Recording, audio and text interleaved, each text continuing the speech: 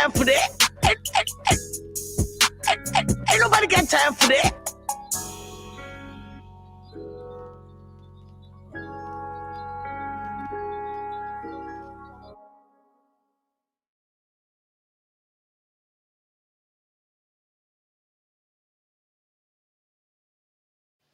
What's going on? What's going on, people?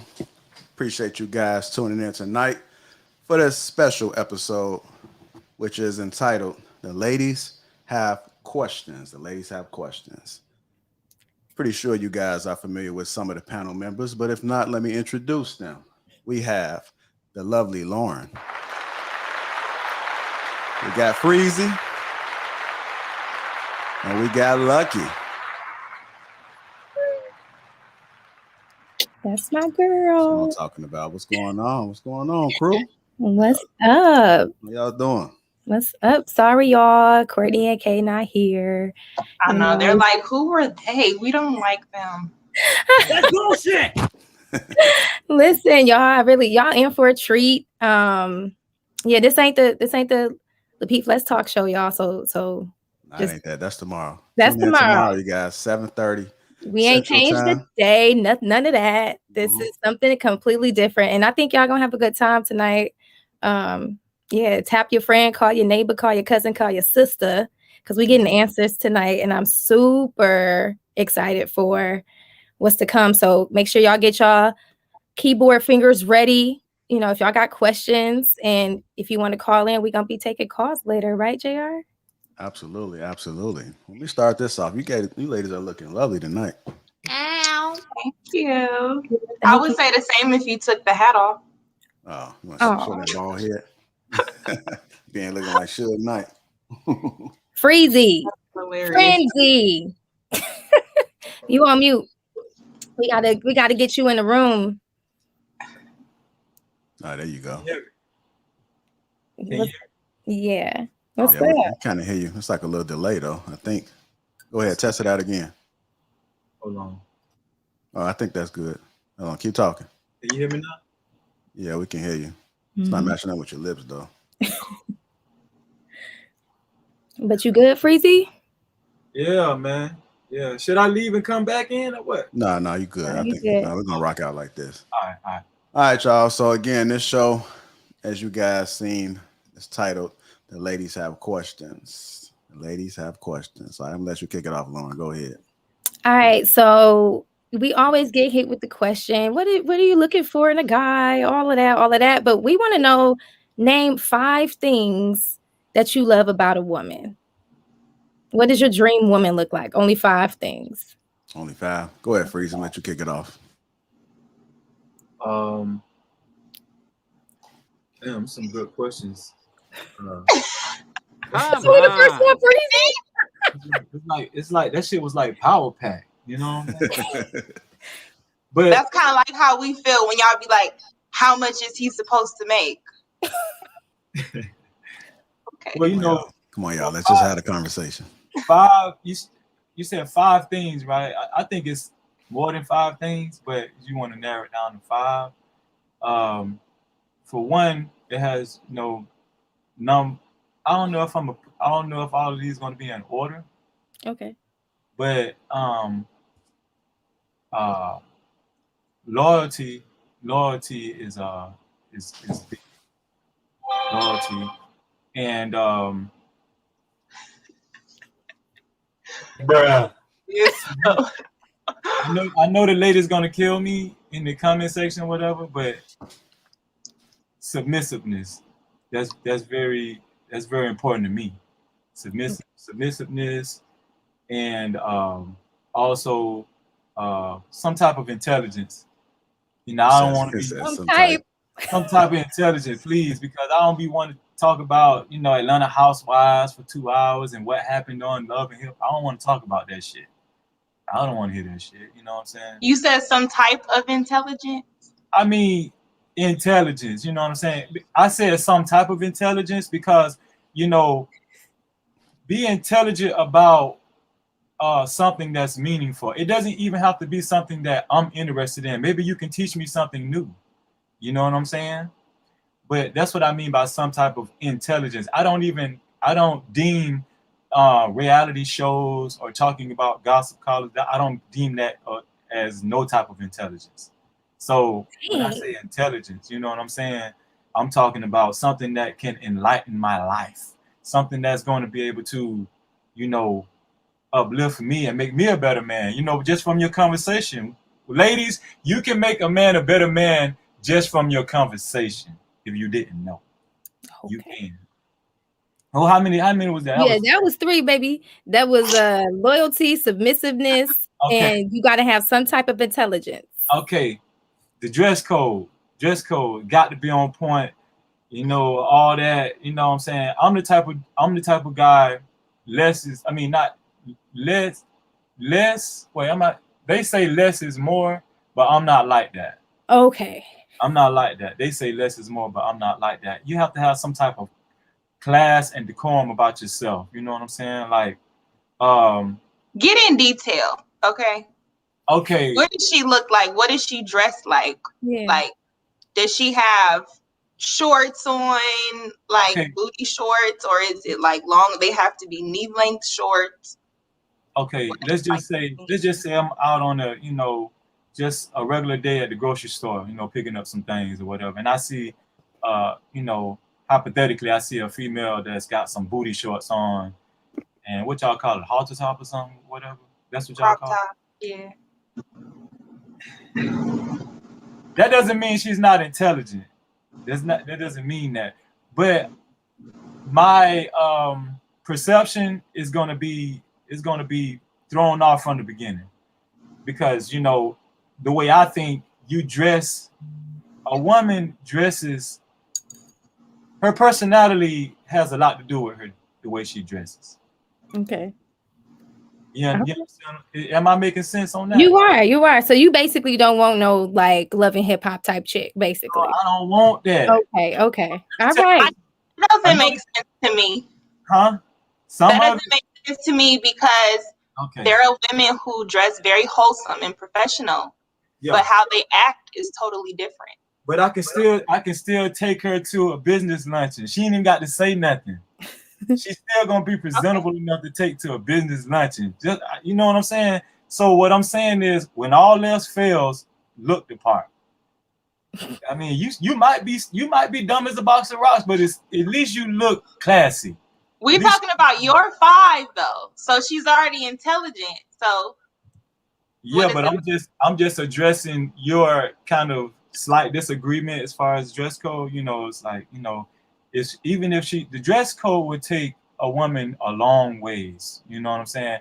And dress code is very important also because a lot of women haven't figured out that the way you dress, it attracts the kind of guy that you might want. You know what I'm saying? Some women dress thottish on purpose because they want a thug. They do that on purpose. That's the kind of guy they want.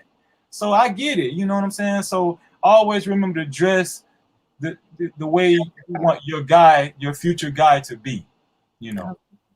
So that's 4. That was 4. And one more. She got to be hygiene. You got to smell. Oh my God. Come on, man. That's number 1. I'm gonna put that number 1. You know, let me tell you something. My pet peeve with a woman is stank breath. Let me tell you something. Bruh. Listen. You want me to be nice and nasty at the same time? Have some stank breath. Ain't nobody got time for that. I'm gonna be nice, but I'm gonna gently moonwalk away from your ass. You know what I'm saying? Gently moonwalk. I'm gonna gently moonwalk away because I don't want to be rude, but stank breath, it make it do something to your nose hairs. You know, say stank period, man. Freezy. What toothpaste do you recommend? If the lady is listening, what toothpaste she got to use? Sometimes it be your tongue. Sometimes it be your tongue. Yeah, like I don't even think it's the toothpaste. I think they just gotta gargle and floss. Or a dead tooth. You need a root canal in the back. But if you floss, you wouldn't even get to that stage. That's true. I believe if people floss, they don't understand when you get that piece of meat that's been back there. Yeah, that don't eat meat. once you pull it out, you can smell it then once it comes from between the teeth. So you can imagine somebody that don't floss and they got all that food in there for months, years. Thanksgiving dinner. Right. So every time they talk, it's just careless. It's careless. Just careless. But you know, I mean, to Lauren's question, I mean, the best toothpaste to use for this type of situation is Listerine toothpaste. That take care of two things in one. Listerine toothpaste. No, I don't say that. They still got a gargle and floss, man. Don't be selling them dreams out there telling all they can do is just use some Listerine toothpaste. that ain't gonna solve nothing. I'm telling you, man. A freezy woman can have Listerine toothpaste now. I'm just saying, at least use some Listerine toothpaste. But I mean, I believe it or not, I done been around women that's musty and just nasty. Yeah. But guess what? So where you be when they be musty? Like what are these environments usually? Man, listen, I done been to the club. You gotta get out the club, Freezy. I don't go to the club no more. Okay. Back in my heyday, I done been to the club, and no, these women, no, they on point. You know what I'm saying? You could tell that, you know, I mean, they looking fresh and clean. Fresh and clean.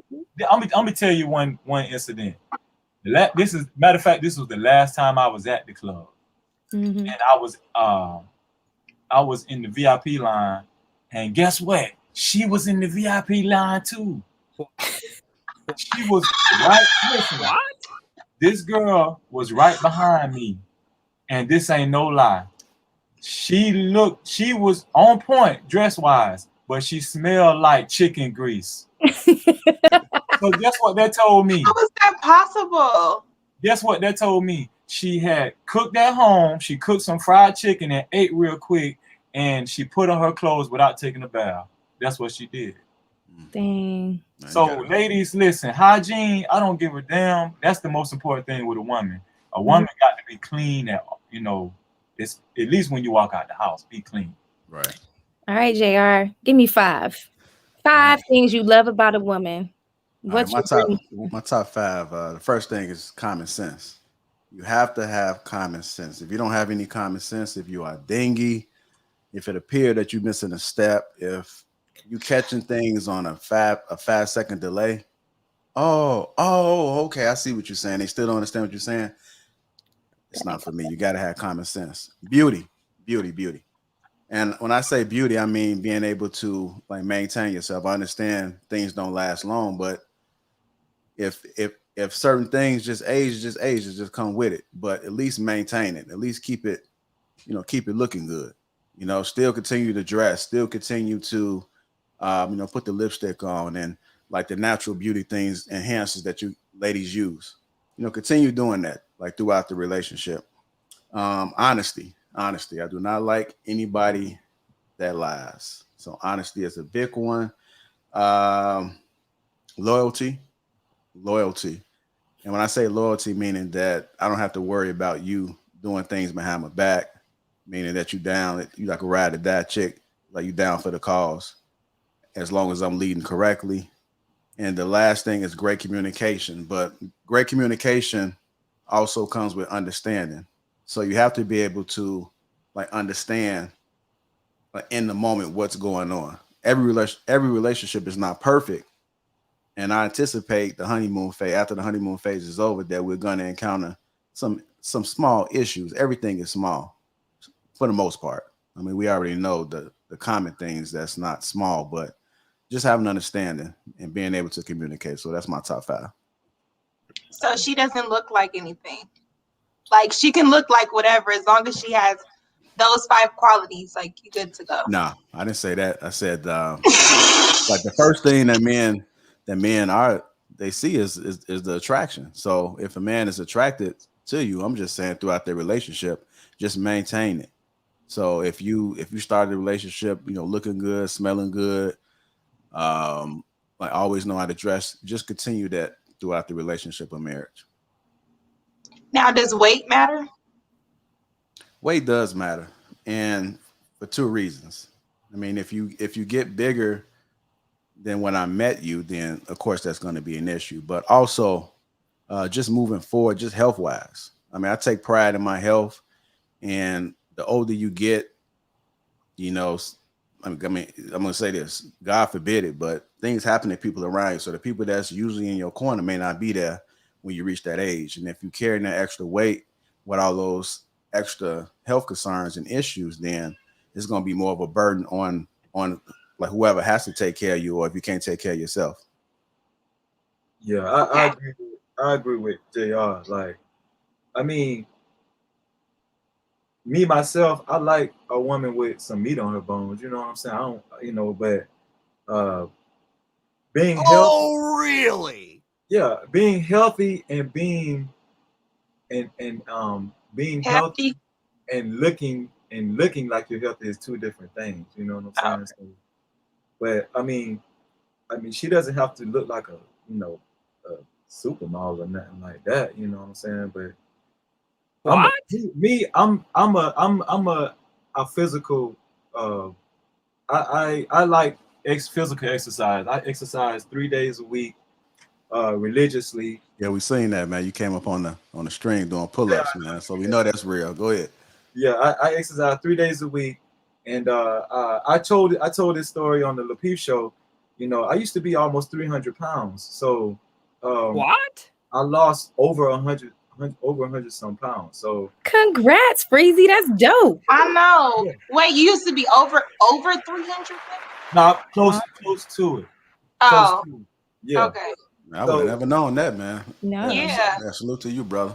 Yeah. So what made me? I never told this story, but what made me lose the weight was my mom. Y'all don't know this, but I'm a caregiver too. So I took on the responsibility to care for my mom. She's totally disabled. So that's like another part of my life. But my back went out on me, and I started. I couldn't take care of her for about a week. I was bedbound. So I was just like, dang, I'm useless or whatever to her. So I thought about, dang, that's what made me change my life. And I got in the gym and I started working out. And I've been working out for about probably close to 6 years now. And I just never looked back. So I have a different outlook on life. I know Anton is not here, but he stresses financial success a lot. You know what I'm saying? And a man should be able to provide. You know what I'm saying? To period point blank, he should. But to me, the most important wealth is health. To me, I mean, the way my life is set up, that's the most important thing. Now, I do believe in making money, and I do like money, Anton. Just in case you listening, but health is the most important wealth to me. It is. So that's just my little spiel. And I would like the female that I'm with to feel the same way. Got it. Yeah. All right. Man, salute to you too again, man. So I have a question for both of y'all. I want to know, from a male's perspective, why do men wait so long or date women to death until they decide to get married? Go ahead, Freezy. Say it again. Do that again one more time. Why do men date or have relationships for years, for a long time, before they decide to marry the woman? How long is she expected to do wifely duties to prove to you her position before you put a ring on it? Can I speak from experience? Of course. Yeah. And I'm pretty sure a lot of guys are in this situation. A lot of guys start dating and they find a female that they grow attached to, right? So, it's hard for guys to confide in women and trust women. Men are very macho, very masculine creatures. So once we do find somebody that we can actually talk to and trust with information, we want to hold on to that woman. We want to hold on to that woman, but that woman that, we're holding on to might not have those long-term, we feel like have those long-term qualities at the time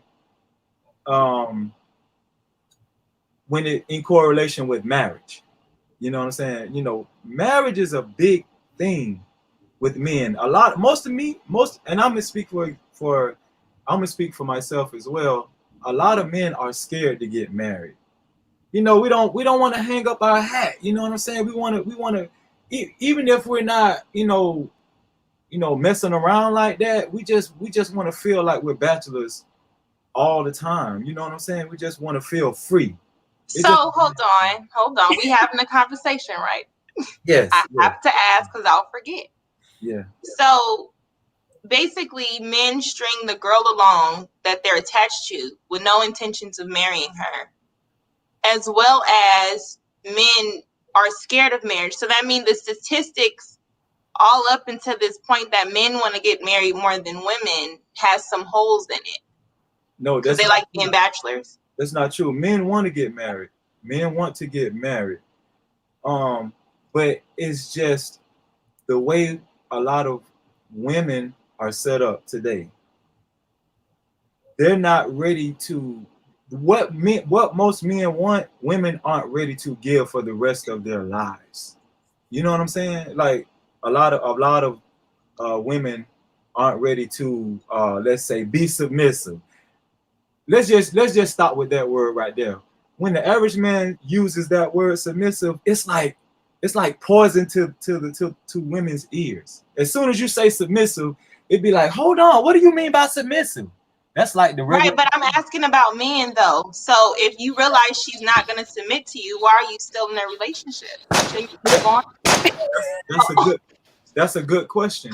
That's a good question. But it goes back to what I was saying before. You might make like friends with this woman. You know what I'm saying?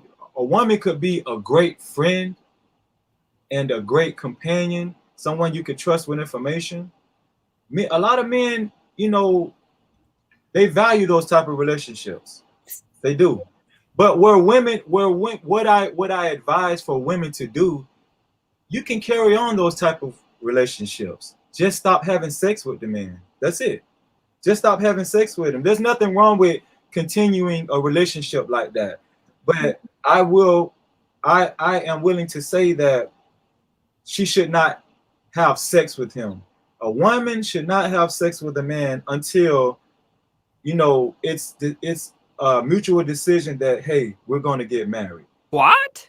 Wait, so you'll okay, let's use people we know, right? Yeah. So Kimbella and who is it, Joelle? They were together 15 years with no marriage. You're saying she should have waited 15 years to have sex with him. I'm saying that no woman should have to wait 15 years. Right, but you also said men get in relationships and they don't put a ring on it because they like the friendship, the companionship, but they're not ready. They also like the bachelor life. So I'm trying to understand from a woman's perspective, how is she supposed to move if she thinks, okay, I'm hanging around, he must like me. I think I'm doing the things to get married, but he's not communicating, hey, I don't want to marry you. You're just here around the house to help me out. I'm going to put it like this. Hey, Frizz, you feeling that pressure? Let me know, man. JR, you need to tag in, okay? I'm going to put it like this, Lucky. Okay. The qualities the qualities that me and JR called hey, hold on. He said leave him out. I just heard my name. I don't know what you about to tag me into. Leave me out. Just speak from personal experience. Just keep me out of this one, man. Because they chopping off heads already. I see how this is going. Nah, the qualities that we laid out. If let's just say your average man like myself ran into that woman early on, right? Women like that tend to get wifed up like quick, submissive, soft, supporting, just clean, dresses very appropriate. Women like that tend to get wifed up really quick. So men want these type of women, and when a man runs into that type of woman, they look at that type of woman as very valuable, and they want to lock it down before another man, capitalizes on this woman. So what I'm saying is, I'm not saying that men don't want to get married. Men do want to get married, but the way most women are set up today, they're very strong, very strong-headed. They submissiveness is like poison to their ears, But we still talking about you keeping her around without marrying her. Let me just summarize for Freezy. I'm summarizing for him. He's saying that he keeps them around because he still wants the benefits of having her around, whether that's cooking, cleaning, supporting financially, sexually, all of that. Well, no, they're not having sex. He doesn't believe a woman should have sex.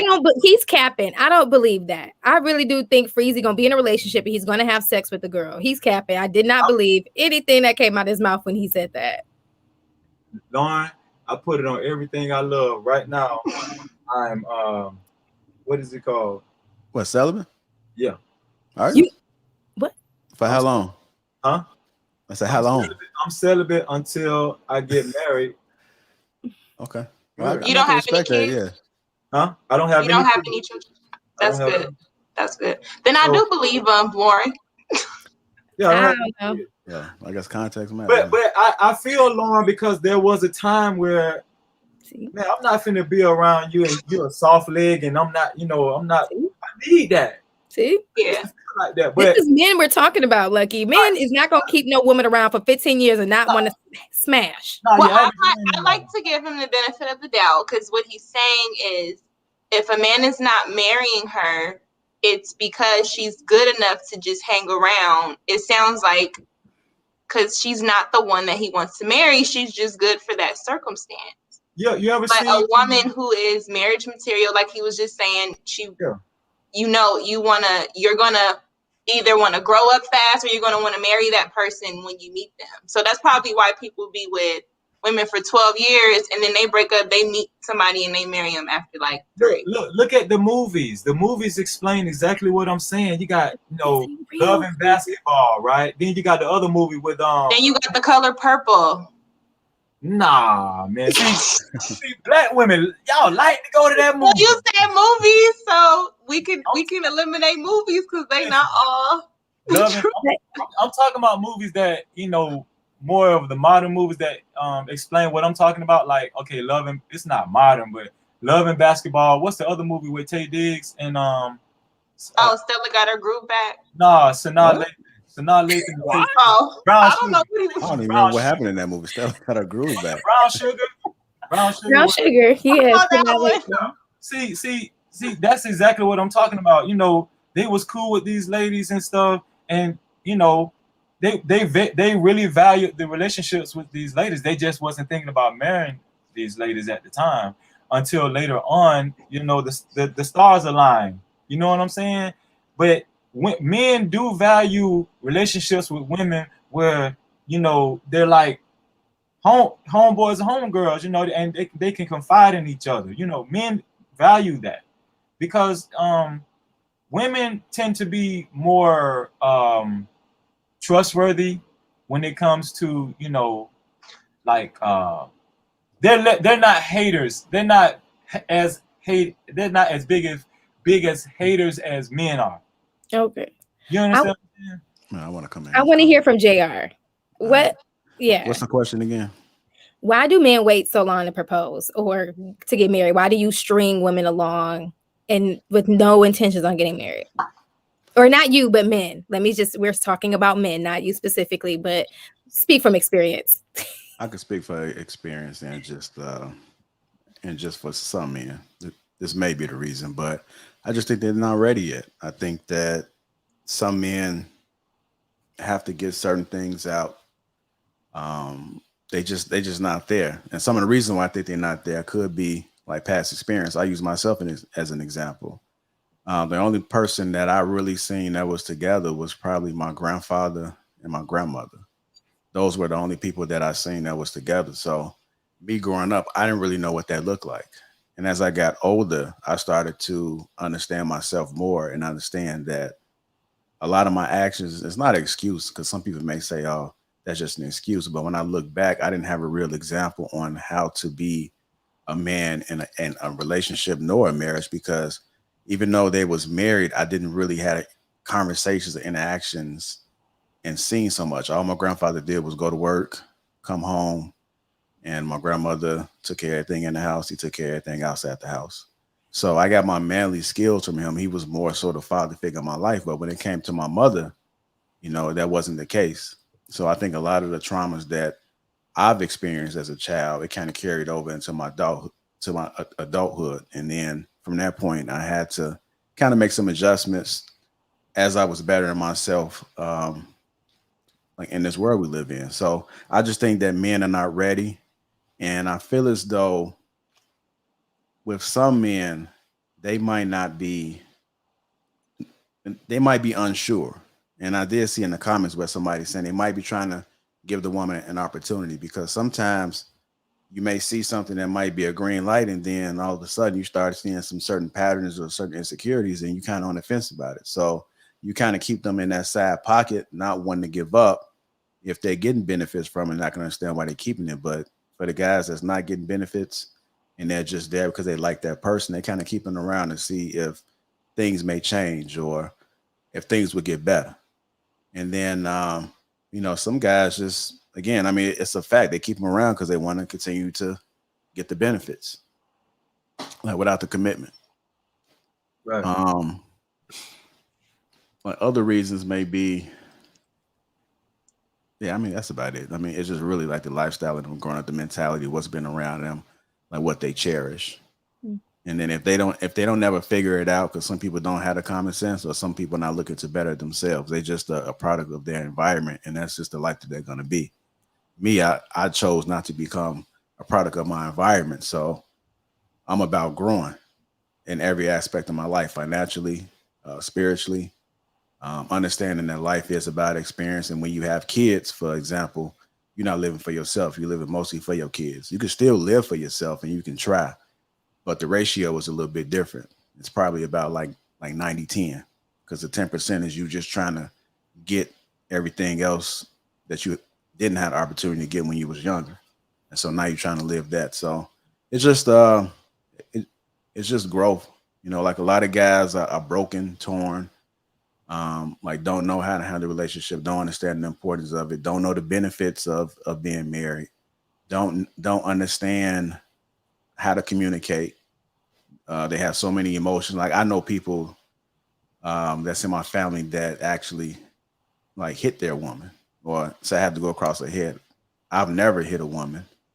I'm not going to allow a woman to hit me, but I've never hit a woman. So it's just some things that I probably won't understand their experience, but it's just like a sign of trauma that they haven't dealt with yet. Yeah, I could relate.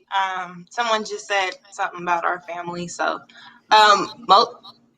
mostly everybody in my family, I would say, is married, and most of the women are overweight. I'm probably the smallest in my family. And most of them did the 5+ years relationship, and then they got married, but they did everything like a marriage, from like year one. And they decided to like just get married, but mainly it was like the man pressuring it. Like the women typically are okay in that situation. So that's kind of like I wanted to know. And with marriage nowadays, it's just like it's not even a lot of the modern marriages nowadays. It's more like a fad now. You know what I'm saying? People are married and then they're divorced in the next 2 years. It's not, people don't even take marriage serious like they used to anymore. That's my big thing. When I get married, I'm in it for life. I'm going to be a good man. I'm going to provide. I'm going to be I'm just going to be that type of man that a woman can rely on. That's my whole thing. So and I had to grow to that. When I first met my fiance, I was immature, just like JR said. you know, I didn't know any better. You know, I didn't know. I just wanted to have sex, and you know, I wanted to be, you know, I wanted to make sure I was on point, be popular, all of that kind of stuff. So even if I did get married with her in the, you know, early on in our relationship, we probably wouldn't have lasted. We probably would have got divorced, especially how Freezy was back then. You know what I'm saying? So it just goes both ways. I think people should, you know, understand what marriage is before they even contemplate. A lot of women, not men, but a lot of women want to get married just for the sake of bragging rights. And I you know, Freezy, we talking about men today. Okay, but I just had to throw that out there. We want to know about y'all. We know what we be doing and what we need to do. And what we're not doing. Right. Let me back in off of JR. He's totally right. You know, you wouldn't even want to, a lot of these men, you wouldn't even want to marry them right now, man. You know what I'm saying? Because they're not ready. They're not ready, man. You know what I'm saying? So my advice is clean. I'm being real. You know, that's good advice though, Freezy. Huh? That's some good advice though, Freezy. Clean. Because then you can't go wrong, right? You can still, you know. Well, you can. Okay, you can, because a man, let's say he's dating you, whatever, he's gonna spend his money. He's going to expect something, especially if you're attractive, you're flirting, y'all vibing. He's going to expect something. So a woman cannot go into a situation practicing abstinence, looking for something serious today with modern men and think that he's just going to only be interested in you because you're abstinent. He's going to want to have sex with you, right? Mostly. Hey, when you finish, Freeze, I got a question for the ladies too. Okay, but to answer Lucky's question, 90% of men going to expect to have sex with you. Yeah, you know. So so the abstinent women have to find the 10% of men that are willing to be. But always remember this though: men don't control sex, women do.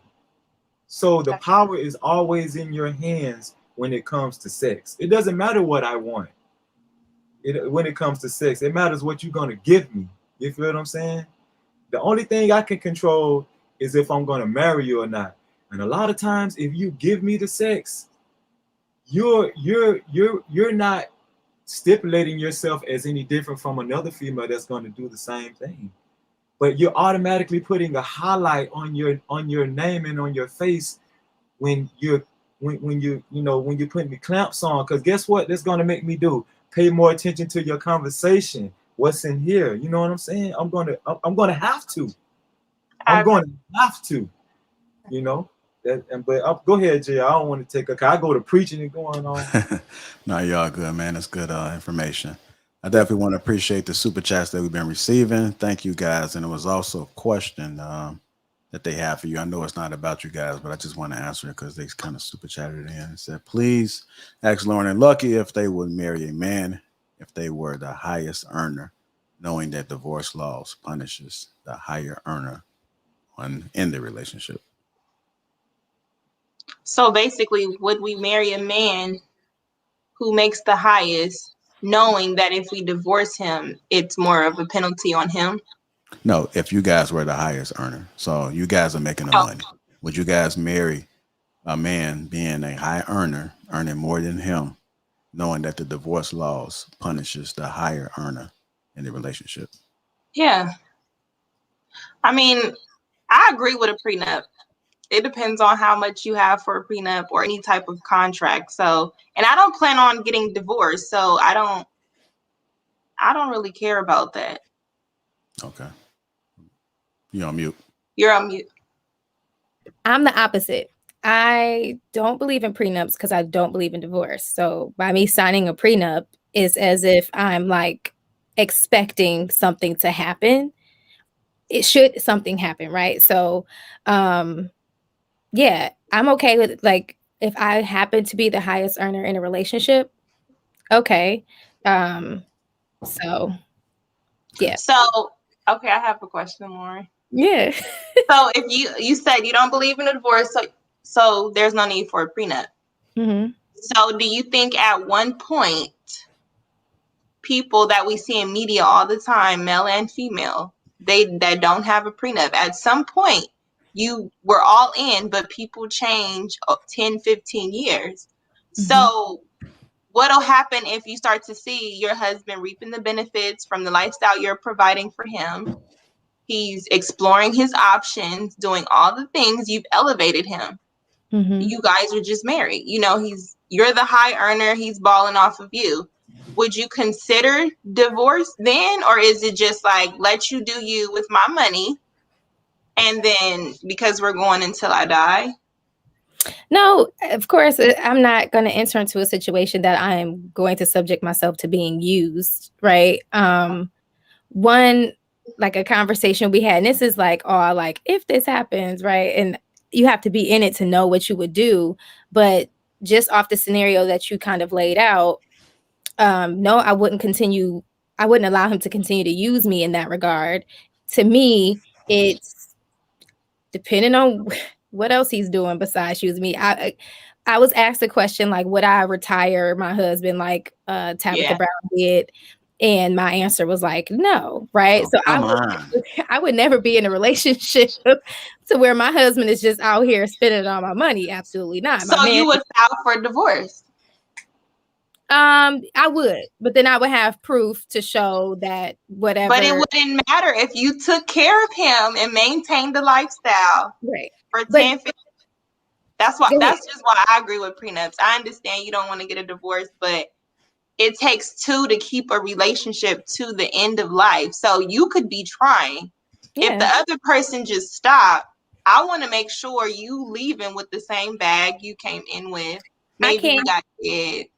Yeah, that's something I can't help. The same for me, like, you know. Yeah, and that's something I can't help. That's when you enter into any business, it's a risk that you're going to take. I'm entering into a marriage, it's a risk. And with any risk, you're going to lose something. To what extent, how much I lose, I don't really have control over that. Like it's a risk. And you know, so that's just my stance. I support people who have a prenup. That's super wise. But I think perhaps depending on where I'm at in my life and where he's at in his life and what we're both bringing to the marriage would depend on if we even have a conversation about a prenup. If we both enter into a marriage right now, there would be no reason for me to sign a prenup. I'm not out here making millions and then say we're together and I end up making millions.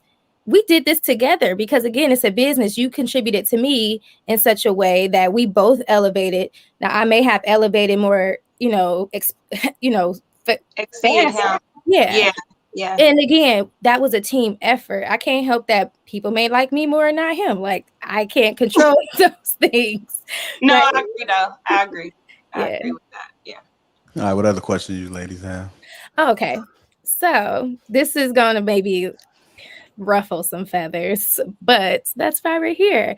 So again, Freezy and JR, this is asking for the man's perspective. Okay. Why are men upset when women end up or turn out masculine or like come into a situation with masculine energy or out of order when we lack male leadership in said situation, right? So say it one more time. So why do men get upset when they be like, oh man, she out of order or she got masculine energy when we just lack male leadership?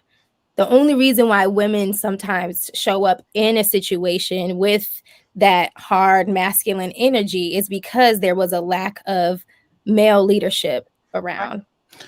I'll start off with this one. So I think that it can be true that a woman exhibits masculine energy because the man is not being a leader. The issue that I have with that is that when you meet a man that has leadership qualities and then you begin to challenge that man because of your past relationships, so that same energy that you've been carrying over from all the hurt that you've experienced or just your upbringing, you bring that in. I don't think a lot of guys I won't say a lot, but I think some guys don't know how it feels to have a woman that's feminine, a woman that's willing to be like submissive, that is already that. I always said that I think a woman should be a woman and a man should be a man no matter what. Now, whether you open up to a man or a woman, that's something totally different. But I think a woman should always be feminine.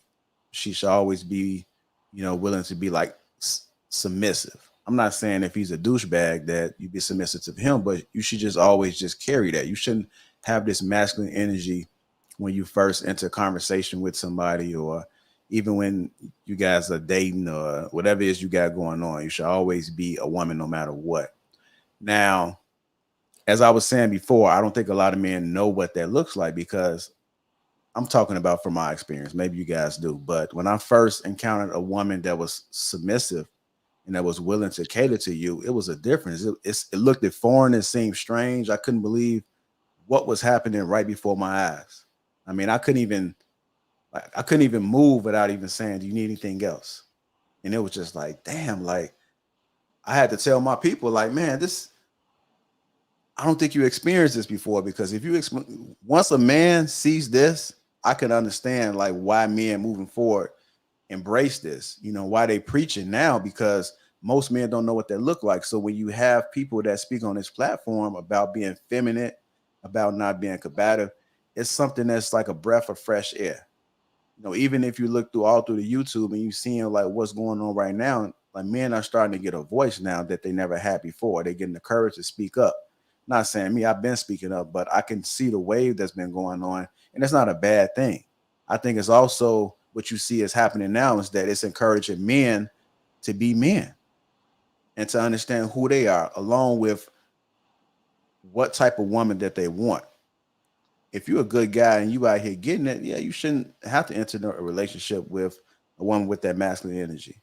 And then it becomes draining. The older somebody get, like myself, my peace is everything. And anybody that speak with me understand that my peace is everything. So if I'm not a licensed therapist, I don't have any credentials as far as how to process people, even though I do to a certain extent, but that's not what I signed up for. So if somebody enters my life, whether it be relationship, friend, whatever you want it is, I just can't take that arguing back and forth, especially for the woman. I don't even have guys that argue. It's mostly like you hear women, when you tell them the truth or you tell them something they don't want to hear, then they become combative. And then I say, you know what?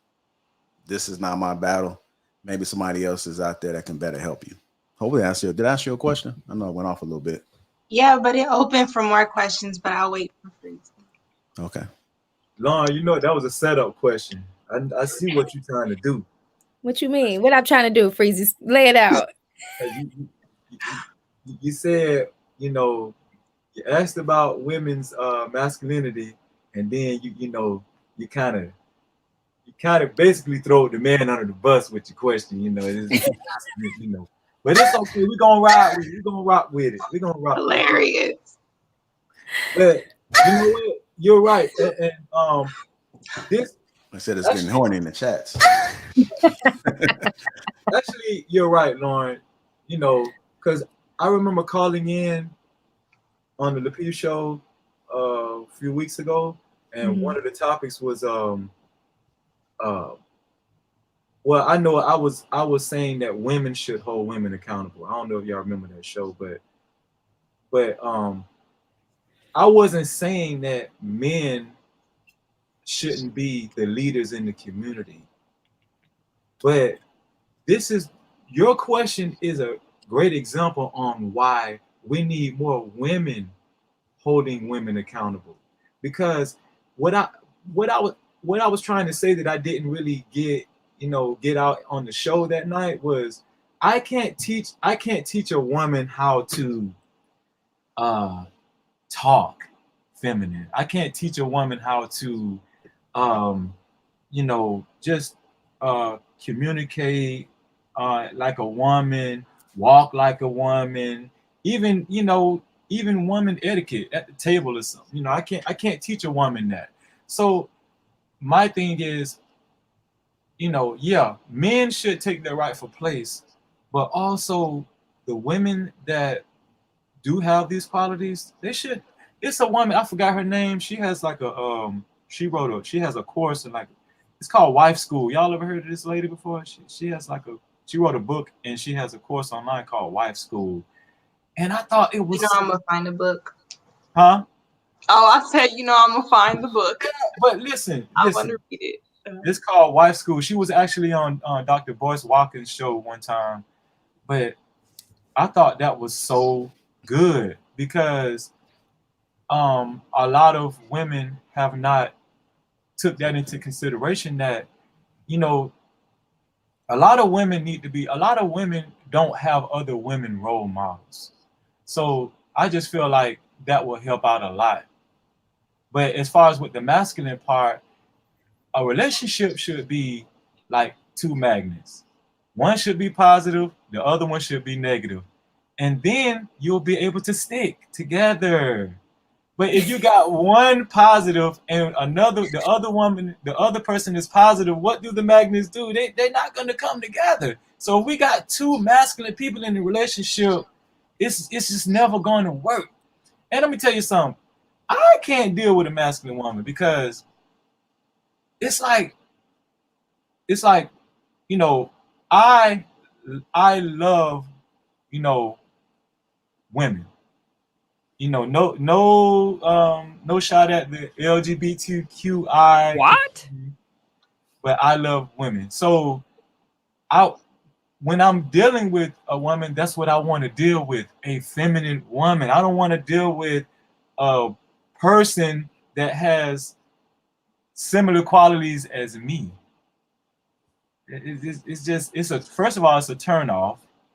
Second of all, it's going to add confusion. And second of all, nobody's going to, the roles are going to be confused in the relationship. So yeah, it's important for a woman to have feminine qualities, well, to be feminine in general with a man, because that's the only way I feel like a man and a woman is going to truly be able to come together. But on the flip side, if I've seen a woman be masculine and the man is feminine and they work out just fine. They're simple. That's not the way it's supposed to be. I mean, it's not the way it's supposed to be, but they get along better than two masculine people for some reason. I don't know. Well, that makes sense. Well, hopefully we answered y'all questions with that, did we? Yeah. You did. I'm gonna take it, but this is the question I really want to know. Okay, I'm gonna start with JR. Because you don't really answer questions on Lapeef, so if my camera just magically it's not. You got the nice camera. Out.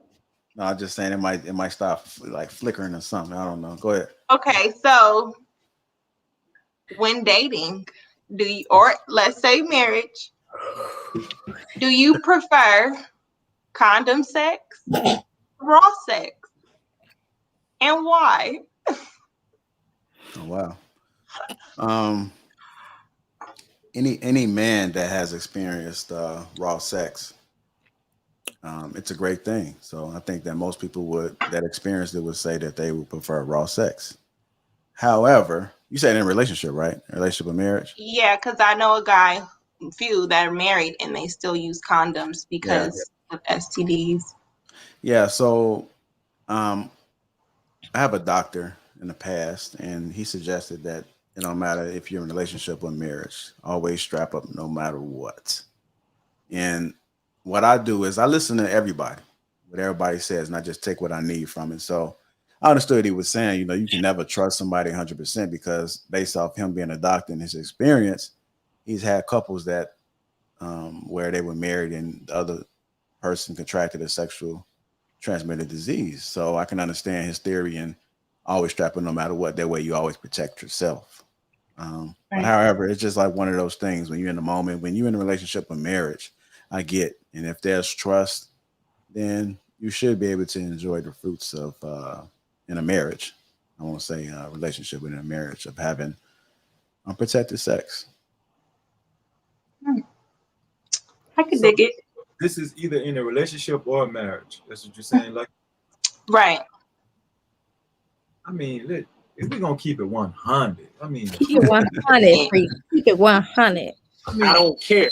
I mean, you know, I don't care. I mean, you know, I mean, a man wants to, you know, want to get the full experience. You know, come on, man. I mean, but the safe and responsible thing to do is to use protection. Okay, that's to all the guys out there. If you are PSA. Come on, BET. The responsible thing to do is to use protection. But we all know that you're never going to get, you know, the full experience and the full pleasure. I don't care If you use protection.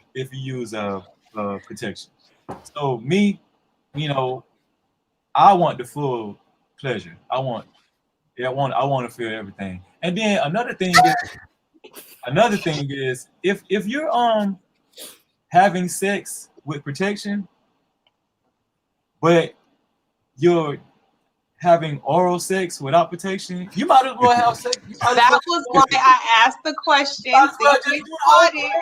Because they be like, oh no, we gotta put the condom on. But you just ate all the eggs. You just ate it all. Ate all the eggs. All of it. Oh, y'all getting graphic tonight, huh? Okay. Next question. Oh my gosh. Do we want to go into another question, or do we want to like take? Oh no, I'm just why. You just trying to get out of it? Because look, each question. I want to get out of it. I was just it was just going a little. Go bit ahead, more. Lauren. You can do one more, and then we can go into Into what? What's y'all got planned over there, man? I don't like what's going on here, Freezy, man. We gotta. Hey, you got to stay on code, Freezy, on this one. Hey, not on code. Here we go. No, leave that in last week and before. Actually, right. No, it's a code that we just developed right now. Stay on code, Freezy. I like this platform because JR, I like JR. We talking. I like this, man. Go ahead. I appreciate you, man. Okay, so I have a question. You want me to go? Go ahead. Okay, because you kind of brought it up a little bit, Freezy. Okay. So I do want to know the men's take on, do you believe that there's only two genders when it comes to like that? Don't laugh at me. Do you believe there's only two genders with, they have non-binary as a gender, but for men? And how do you feel about bathroom identity? Like, if you're in the bathroom, like Stevie J, man. Huh? So they say you look like Stevie J. My bad, Lucky. Go ahead. I looked at it for a second, like, damn, we kind of do. Now I'm not gonna unsee it. Baby. Can you change your name to Stevie? Stevie. But yeah, what do you think?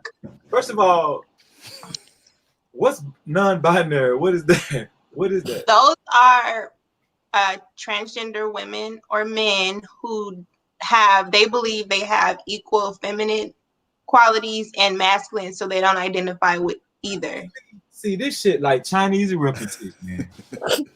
That's real. It's too complicated.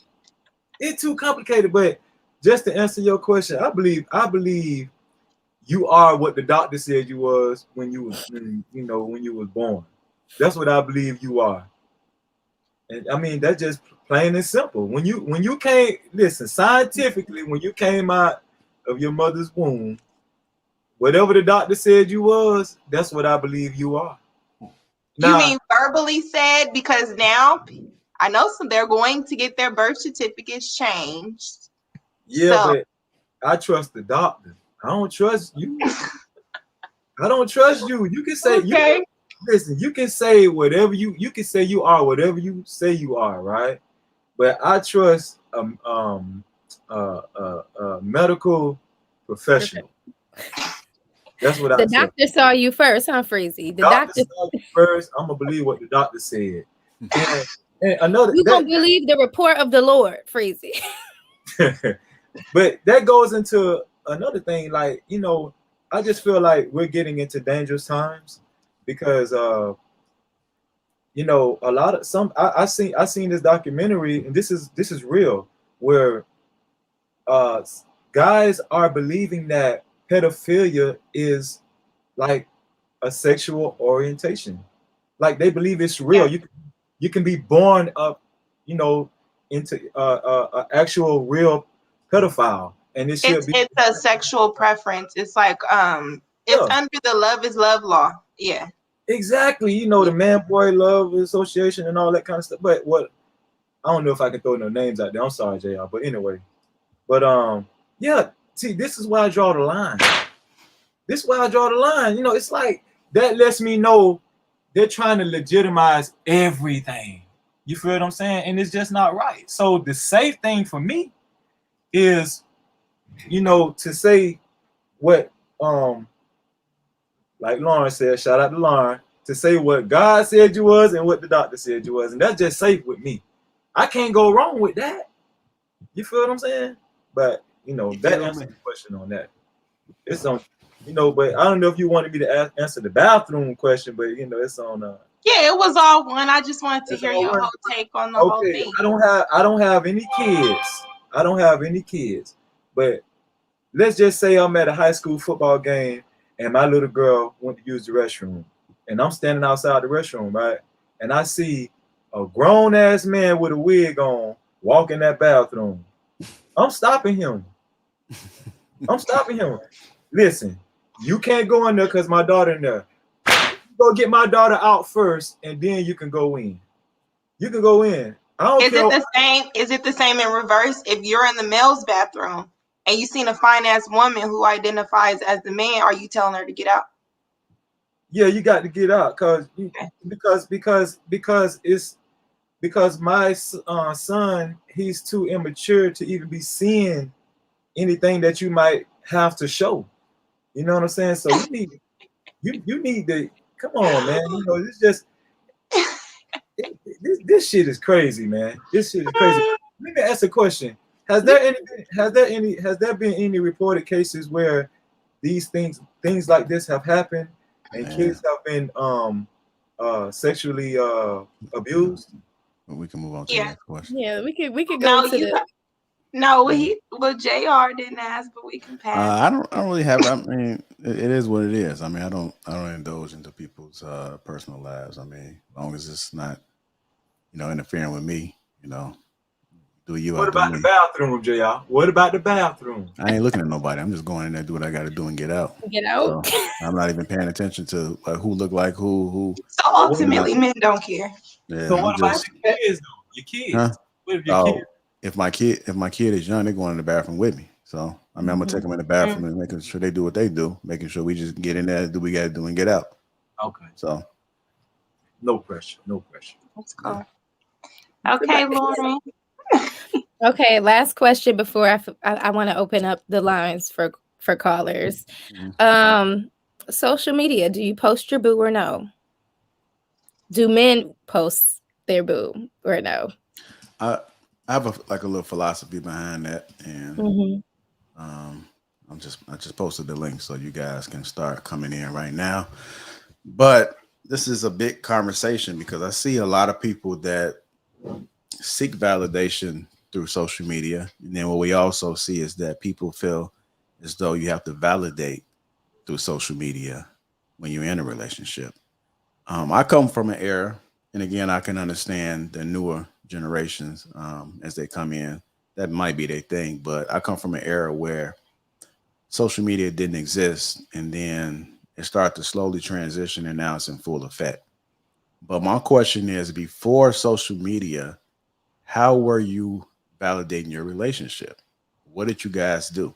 Because social media has done more damage than it has done good when it comes to relationship, and that's because of the people, not because of its creation. It's just how we utilize new things. Are we benefiting from it, or is it tarnishing things? So I do think that social media is here to stay, but how you use it is real important. But you didn't validate your relationship before social media.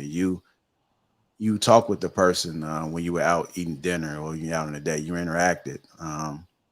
Like you showed your love in a lot of other ways. You showed the appreciation of that marriage in different ways. So I don't think that you have to post your boo on social media. Now, I do understand you being disrespectful on social media. If you are in a marriage or relationship, I can understand that. But I don't think that social media is needed. And for any woman or man out there that feel like they need to be posted, then I think you have some insecurity issues. Because if you know your relationship is real, you don't have to prove it to nobody. As long as that person knows. And if somebody else is seeking validation through social media, then that's a question of concern. Just because everybody else is doing it don't mean that you have to do it. Yeah. Crazy. I agree. If you feel like if you feel like because your significant other isn't posting you, you're not being validated, or you feel like they have something to hide, because that's the issue too. Oh, why don't you never post me? You got something to hide, or you feel like somebody's going to comment that you don't want to comment. It's all kind of issues or whatever. But if you got those type of issues in your relationship, man, you're doomed from the start. You know what I'm saying? It's a trust factor. But I mean, I agree with what JR said, but I don't feel like there's nothing wrong with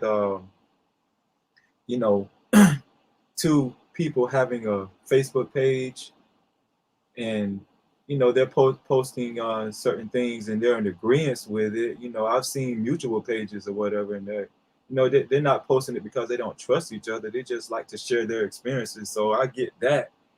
But it's just like it works both ways with me. But I don't feel like social media should be, like JR said, a validation for your relationship. If it is, you're in trouble. You're in trouble. Yeah, like I feel like you gotta understand your partner. If to each his own. If you want to post your relationship, I'm not saying that you can. If you want to celebrate it, then that's fine. But when somebody doesn't do it, I don't think that they should be. Now, I'm gonna be real. There are people that hide things. There are people that live like the whole social media is a lie. We see that not just for relationships, but image, personalities, persona, however you want to label it. We just see the phoniness through it. So it's all, to me, it's all a lie. It's to be. Yeah. But if a person doesn't want to do it, I don't think that it's like they should be held in a bad light about it. I mean, I just think it is if that person is not that person, just not them. Maybe they want to just use it strictly for business. Maybe they just don't want to involve their personal life for whatever reasons that may be out there. You know what get on my nerves, JR? What's up? It's like people go on vacations just to post, Oh my gosh, that is so annoying. So annoying. Like, you know what I'm saying? Hold on, say that again. People post what? It's like the vacation. It's the vacation era. You know what I'm saying? They're going on vacation just so they could post. That's the reason why they're going on vacation. It's the vacation era. Yeah. Vacation or whatever. It's just so corny, man. I'm gonna tell you something else is when people break up. Like, why does the whole entire place, like, why do you have to know? Like, why do you have to put these memes up? I love following those people. Me too. It's so entertaining. I'll be all in their business. Like, let me go back and look at his You put yourself out there bad. I mean, it's just like before social media, what was going on? You just sitting in the room listening to them sad songs and just continue to do that shit. You ain't gotta keep. I'm so sick. You're right. Yeah, you got to be sitting there listening. I mean, putting everything out there. If you're gonna be in pain by yourself. They want the other person to see that they live in their best life. Girl, I knew it. So so both of y'all are saying, like, I know how I feel, but just asking. What? You guys would have a problem if your wife didn't want to post you at all, like none of the wedding pictures, like, hey, I just got nothing. Does nobody know you exist? I wouldn't care. I wouldn't care. I don't too much care about what people think. That's just me. I don't care. I don't see why you should care. No face, no case. I mean, again, I do. I mean, like, whether you post them or not, bad things can be happening regardless. It's not social media's fault that bad things are happening. It's something that's deeper. There's something that might have been there before social media or before the relationship. It's not social media. To me, it's more vain. It's like more of a vain thing. Like most of the guys I know, they wouldn't care about that. Hey, we're married. That's all we care about. We are married, you know what I'm saying? But you know, women like for other women to see the status. Why do you think it's just women though? It's mostly a women thing, you know, from when I was heavy on from what I could see when I was heavy on social media, it was mostly women. I see, and y'all can correct me if I'm wrong, mostly I seen women posting, you know, the vacation. Matter of fact, I think a woman made up that word, vacation, whatever. I hope so. But also, you know, I think, you know, when it comes to wedding pictures and stuff, women when women get some callers too, y'all. So when y'all ready, when women get married, you know, they're mostly in charge of the planning and stuff, and you know, being in correlation with the wedding planner and stuff. So all that hard work that they did, they want people to see it. Men don't really care about it. We just want to show up in our tuxedo, get married, and just, you know, live the rest of our lives. You know what I'm saying? I'm just saying, from my experience, men definitely care about being posted on social media. For real? I will not post. I don't care to. That's where all the drama comes, in my opinion. I don't care about being posted on social media. Especially since social media, like he said, is mainly like either for business or things like that. I don't really care to be posted. So I don't really care to post nobody, especially if I'm with you most of the time. Like, I don't, you know, we knew what we were doing today, all that. But from my experience, men definitely care about being posted. Men don't care. Some people say beta, simp. Some people that's soft and not in touch with themselves. I don't care. I don't. If you know. A lot of women like to post their men to let other women know, yeah, he's taken. So if you see him somewhere, he with you see me. Right, he's not. So they trying to market him, huh? Right. Yeah. So you got some more to add, Freezy, before we take callers? Okay, let's get into the callers. I'm gonna start bringing the callers up. Before we do, make sure you guys get the likes up. Yes, with great conversations tonight, and we got some callers to filter in. So get the likes up. Also, we appreciate the super chats. I seen them come in. I might not be able to acknowledge each and every last one of them, but we definitely appreciate it. Yeah. I'm bringing you up first, Trey Duke. So get ready. What's going on, brother? Hey. Good. How are you? I'm doing all right. So, which are we covering first? Which I was just last talking about? You can talk about whatever you want. This show. As far as the posting thing, I definitely understand where JR and Freezy are coming from. I think that's more of a new generation thing because social media is so attached to the younger generation of women. So what I would say is that typically you're not supposed to care, but most of us are following the women that we're dealing with for a while before we're dealing with them. So if you're dealing with a woman or a man who is typically flashy in their lifestyle, I think it would be a red flag that they don't post you. For example, like if you're a guy and you literally, I mean, you don't have a problem posting the lifestyle that you live in, or, you know, when you with some women at the club and y'all just having like a one night situation, you posting that. But then when you got a woman, nobody ever see her. I think that can be a red flag. Should it be a big deal? I don't know. That's, you know, for the individual to determine. But especially if you've been following a woman for a while, because I know a lot of us still follow our high school friends on Facebook and stuff like that. And if you're dealing with like a woman who normally posts her significant other, and then you get with her and she suddenly, you know, nobody even know that you exist. I mean, I'm not saying this for you to go to her and question her about it. I'm just saying it's just a thought in your head. So, I mean, I can see how somebody could say, you know, you're a beta male and you're concerned about that. I mean, I don't know. That's just my take on that. I kind of feel you. I had a situation where before me, he would post his girlfriend. Like, I knew he was in a relationship. Once they, you know, broke up, he never, you know, posted her. We got together and it was just like crickets. And I'm like, okay, you've shown before that this is something that you typically do, but now all of a sudden it's a no-go. It's just a red flag to me. Did I like make it a huge deal and was like, oh, if you don't post me, it's over? No, but I did ask him, like, what's up with that, right? Because it was just a red flag to me. So me personally, I don't care. I feel like my social media is not a shared social media. It is my page. This is not our page. So that you are not obligated to show up on my feed, my page, my stories, whatever. But if I am with someone and they have history of posting literally everything as it relates to a relationship, then I'm gonna ask questions if you don't post, you know? Just using myself as an example, me and my ex, neither one of us posted each other, but we was living together. Like we Y'all live together, Trey? We was living together at the time. And we never, Can I ask how long y'all lived together? I would say about 5 months.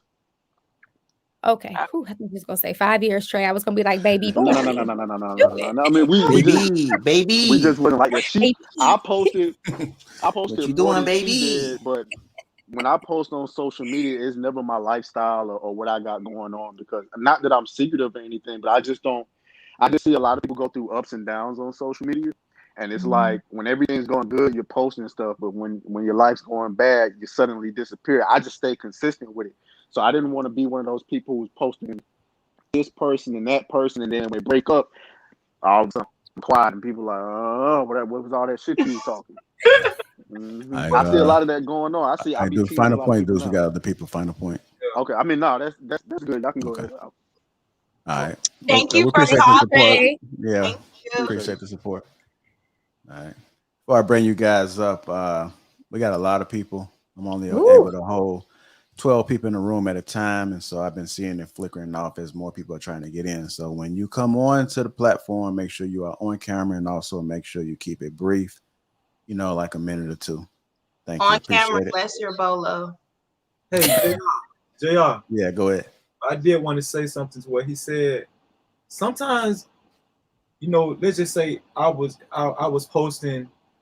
I used to post my ex all the time, but I might not post the person that I'm with now because, it caused too much confusion in the past. You know what I'm saying? You called Bolo to the stage, Lucky. I got a 5th sense. Like, what's up, Bolo? What's going on, Bolo? What's going on, ladies and gentlemen? What's going on? What's up, Bolo? How you feeling? Great, man. Talk to us. Yeah, you look nice this evening, Bolo. Thank you so much. I got dressed just for the occasion. Thank you. Y'all were hitting up on a lot of good points, and I think that when it comes to men getting married, it depends on where you meet them in their life. When my man with Freezy was talking about opposites attract, I think we get caught up in the cliches that people make. It's not about opposites attracting. It's about her knowing what she adds to you and you knowing what your trajectory is and what you add to her. And because both of you add to each other, you can continue to walk in the same focus in the same direction. So, where I'm weak, she's strong. Where she's strong, where she might be weak, I'm strong. She adds to me. She's my neck. She's my spine. She's my navigator. Things because men, we most of the time see things in general. Because we have a lot more to focus on: the family, the children, the house, the mortgage, all that. Women see things specifically. And that's what we need. So when she's on her grind, holding it down, making sure that I'm on mine, we help each other and we're there for each other. So I don't think it's about being opposite. It's about her knowing what she adds to you and knowing what you need. And, a lot of people get caught up into needing a perfect mate. There's no perfect person for anybody. You make them perfect for you. So the things that she wants, you're going to become that. And the thing that you need from her, she will become that. And you guys complement each other. And that's what it is. You make each other perfect. And before I get out of here, and thank you again, Lapeef, for letting me up. When it comes to this thing with love, we all get caught up in the love. And a lot of the times, I remember, Lauren, you were having a conversation with Anton. And both of you were saying the same thing. And I think that the components of love sometimes gets misconstrued in how it's brought in. Love is not just an emotion. Love is action. You understand? So love is like hate. Love can be anger. All of these things are a reaction to something. So when I say that I'm in love with you, it should trigger, okay, what does Bolo do? Does he reverence me? Does he treat me? Does he treat me right? Does he take care of me? Does he guide me? Does he provide for me? All these things should go through your mind, right? Does he respect me? Does he do all of these things? This is what love is. That's why when Christ gives you the breakdown what love is, he says being tenderhearted, being patient. All of these things encompasses love. So I don't want people to think that when you say, am I in love? It's just an emotion. It's not. It's action. It's action. It's intention. So when these women are meeting these young men, these young men haven't had, men in their life to kind of guide them, to tell them what a man should be and how a man should act, because I'm raising my young daughters and my young sons to be fathers and husbands and wives and daughters. And everything under that are subdirectives, right? And I'll leave with this. What is the whole duty of man? The whole duty of man is to serve God. That's the duty of man. Everything under that is a subdirective, because me being a good husband to Lauren, that serves no purpose to the Lord. It serves no purpose to him.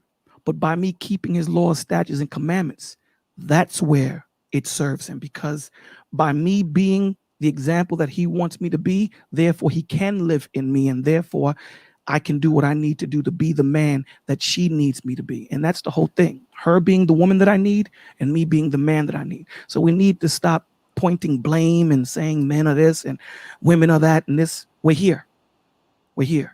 Let's start coming up with the solutions and start moving together and get our families back to the way it needs to be. So I want to thank you guys for allowing me on, Lapeef. I love you, brother. Freezy. Thank you. Yes, sir. All right, thank you, man. No problem, man. Good luck to you. Freezy, can you hear me, Bolo? Freezy, I can't hear you. Can you hear me now? Can you hear me? I can hear you. Yes, I can. Okay. Yeah. When I think you thought that when I was saying, maybe you took what I was saying as far as the magnet, one magnet is positive, one is negative, opposite. You took that as opposites attract. I wasn't really saying that, but do you agree that there are certain boundaries and roles that a woman shouldn't cross over into a man's area, and a man shouldn't cross over into a woman's area? Do you believe that? That is, to a certain extent, I can agree with it. Let me explain what I mean. I can agree when you say that a woman shouldn't cross into men's boundaries, but there's no way in hell I'm not going to cross into my wife's boundary. She's under my covering. So if I'm going to protect, God, lead, and nurture her, I'm going to go into her boundaries. I'm going to live in her boundaries. Well, I guess what she's I meant under by, me. I'm not under. What I meant by a man crossing. No, I understand your point. Okay.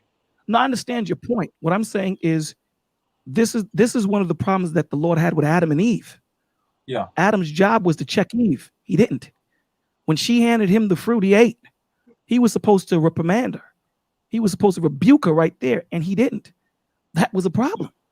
My job as the head of household is to be in everyone's business that's under my roof. But I understand your point, though. I understand when it comes to women's business, I get what you're saying. When it comes to women's business, no, I let my wife handle that. However, I still have to have overseeing. I still have to oversee things. Thank you, brother. Thank you so much, man. All right, no problem. Bye, Have a Bolo. night, guys. Appreciate you. Bye, guys. All right, see you, bro. All right, make sure you guys get these likes up again. Also, subscribe to the channel while you at it. We definitely appreciate the support, all the super chats. Bringing up Darius, bringing up you next. What's going on, brother? How you doing? Hi, Darius. You're on mute. Just so you know.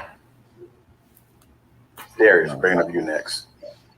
How y'all doing? Brother? How you doing? We're doing fine. Can you turn that YouTube off? Sorry about that. Darius, bringing up you next. That better? Yeah, much better. Can you hear us in real time? Sorry about that. I still hear it. I pretty much had a question for the ladies. I still hear it. Yeah, I still hear it a little bit. Yeah, can just you pause it for a YouTube? second. Yeah, just go out of YouTube. Close it off. Is that better? Yes, much better. Yep. Just pause it for a second. No, it's we're not. still hearing it. It's playing in the background. All you got to do is just close the browser out. You can go back in after you finish talking. Good. But it's still playing. Okay, I'm gonna have to take you down. I'm gonna keep you in the room. Just get it together, and I'll bring you back up. All right. All right. What's going on, Stuwan? Yes. How are you, Mr. Lapeef? It is an honor to be on your show. Ms. Lauren, I believe I saw you on another show where I had called in talking about my 4 daughters. Yes. To make this very quickly, I think a lot of men right now, when we talk about masculine energy, I think a lot of men don't understand the difference between masculine energy and hurt. And as an older man, I'm able to discern the two. Now, when we speak about the masculine energy, I agree with what I heard Lapeef say, basically dealing with women that just want to dominate. They just want to rule. There is no sense of humility or submissiveness. But then you have women who has been hurt. And I can hear the difference between a hurt woman and a masculine woman. A lot of women has been hurt, and therefore they have not healed. And so they use the masculine energy in order, because they're all scabbed up. So when it's time for a man who is on his purpose, on his vision, on his grind, he can easily break down the difference between the masculine and the hurt. And when he understands who he is, it is his choice whether he's going to deal with a hurt woman or he's going to make that woman become submissive. A lot of women, I believe, will become submissive when the man is where he needs to be. Now, what do I mean by the man being where he needs to be? There are women who I think the woman should be not submissive. I think the woman should be submissive off top. That's right. Well, see, here's well, let me say it this way, Mr. Lapeef. One, I'm 54, so a lot of this social media intellectualness was not part of my generation. You know, so I agree that a woman should be submissive up front, and I'm not going to deal with no hurt woman or masculine woman. But that's because I have law, I have order, and I have purpose. So if I don't see that you're in my purpose, my law, and my order, I don't even deal with you. That's fair. I'm in a different place in my life versus where I was when I was 20, where I was when I was 30, where I was when I was 40. So you're looking at a man that has already achieved raising children. So I'm not about to raise somebody's grandchildren. You're looking at a man that has already achieved a lot of things, and now I'm on the second phase of my life. So when you're on the second phase of your life, you already know who you are, where you're trying to go. And at my age right now, because I know where I'm going, there's certain things that I'm not going to tolerate off the front. So in 15 minutes of a conversation, a woman is already going to tell me everything about herself. What do I mean? 15 minutes of a conversation, I'm already going to know whether she's still dealing with past issues. 15 minutes of a conversation, she's going to tell me whether she's hurt, broke, all that stuff. Just as I hear conversations, even on your show, or if I'm listening to any other social network, I can tell from the very beginning where she is in life. But again, that comes from me having those experiences. Am I making any sense? Yeah, I hear you. Okay. So with that being said, I think y'all spoke about social media. Right, we got to keep it at a minimum. Okay. I guess I'm old and out the loop. I don't care about social media in the sense of posting my private life on a public platform. Everything I do is private.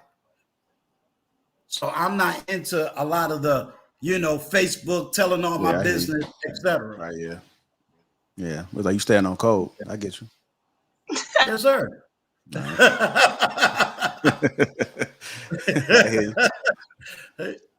I hear you, man. I appreciate you. Yeah. Go ahead. I appreciate you allowing me on your platform. No problem, man. I was able to bring some substance to the conversation. Oh, you definitely was, man. You did. I just it's a lot of people, man. So if I rush y'all off, all right. Yeah, if I bring y'all on, 15 minutes. You said 15 minutes. He said he knows somebody within 15 minutes. Yeah. He said within knowing somebody in 15 minutes, he know whether if they hurt or if they have masculine energy. Yeah. Oh, okay. I was just So if I bring you guys on and I kind of rush you off, it's because we got tons of people trying to get in. So I want to be ready to get everybody in. So again, keep it brief. We appreciate the super chats. Also subscribe to the channel while you at it. Appreciate that super chat for Anton showing support as usual. Let's keep this show going, man. We're gonna bring up Emmanuel.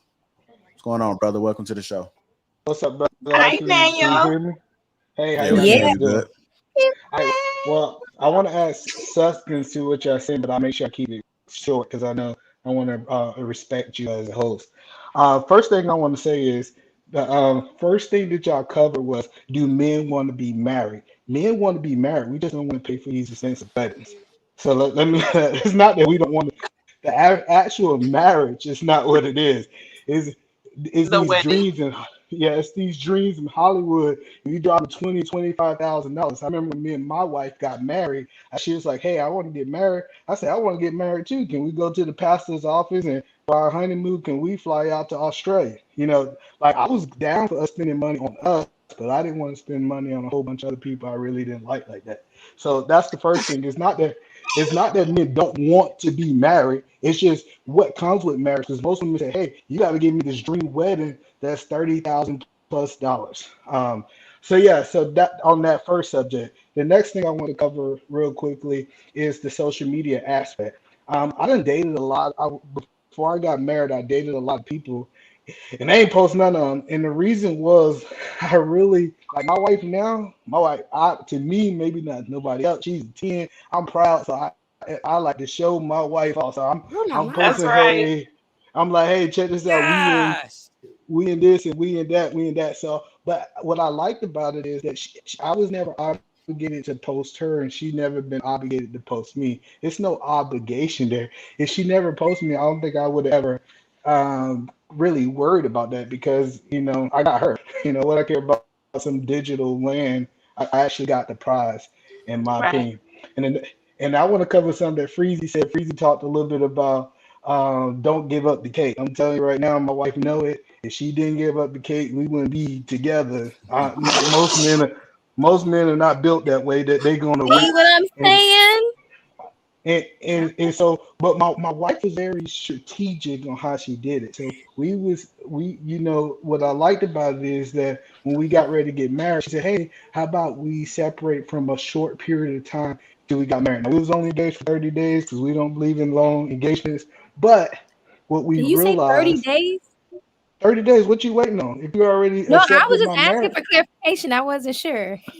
Yeah, so I feel like this. If you say you want to marry me, not marry me.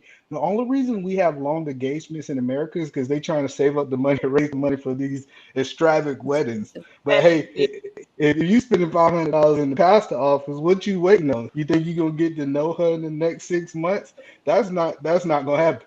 And so, like, what I believe is y'all already said y'all gonna do this. Me and my wife is already staying together. We were staying together for about a year.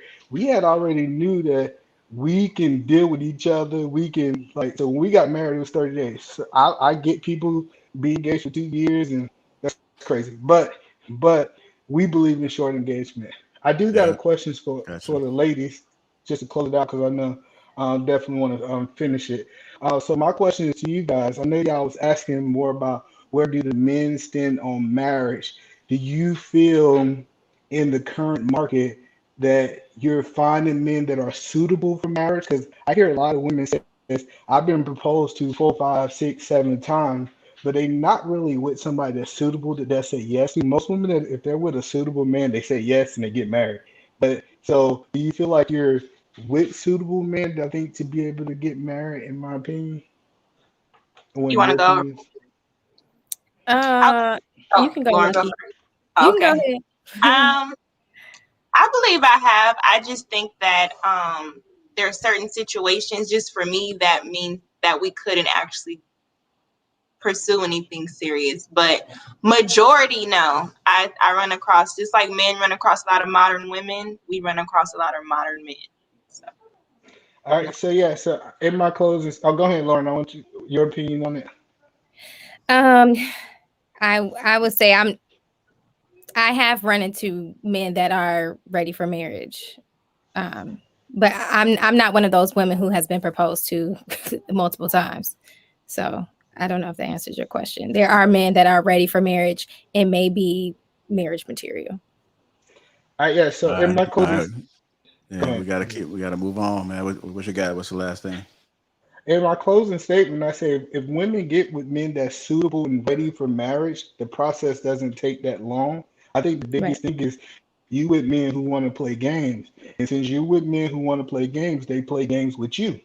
So if you don't want them to play games with you, get with a man that sees that. So appreciate you, JR. Appreciate y'all guys having this I appreciate tonight. the support. Thank you, Mr. Williams. Y'all guys have a good night. You too. You too. Again, we appreciate the super chats. Make sure you guys get these likes up. Also, subscribe to the channel. It's not going to hurt you to subscribe to the channel.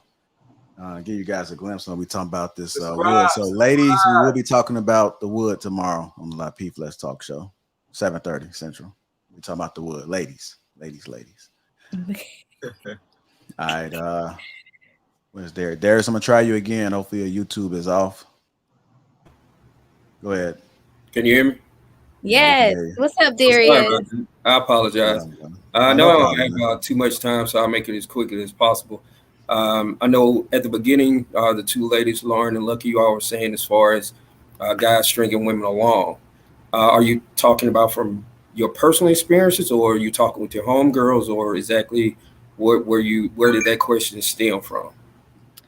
It wasn't from personal, so it's a. You reading that question, huh?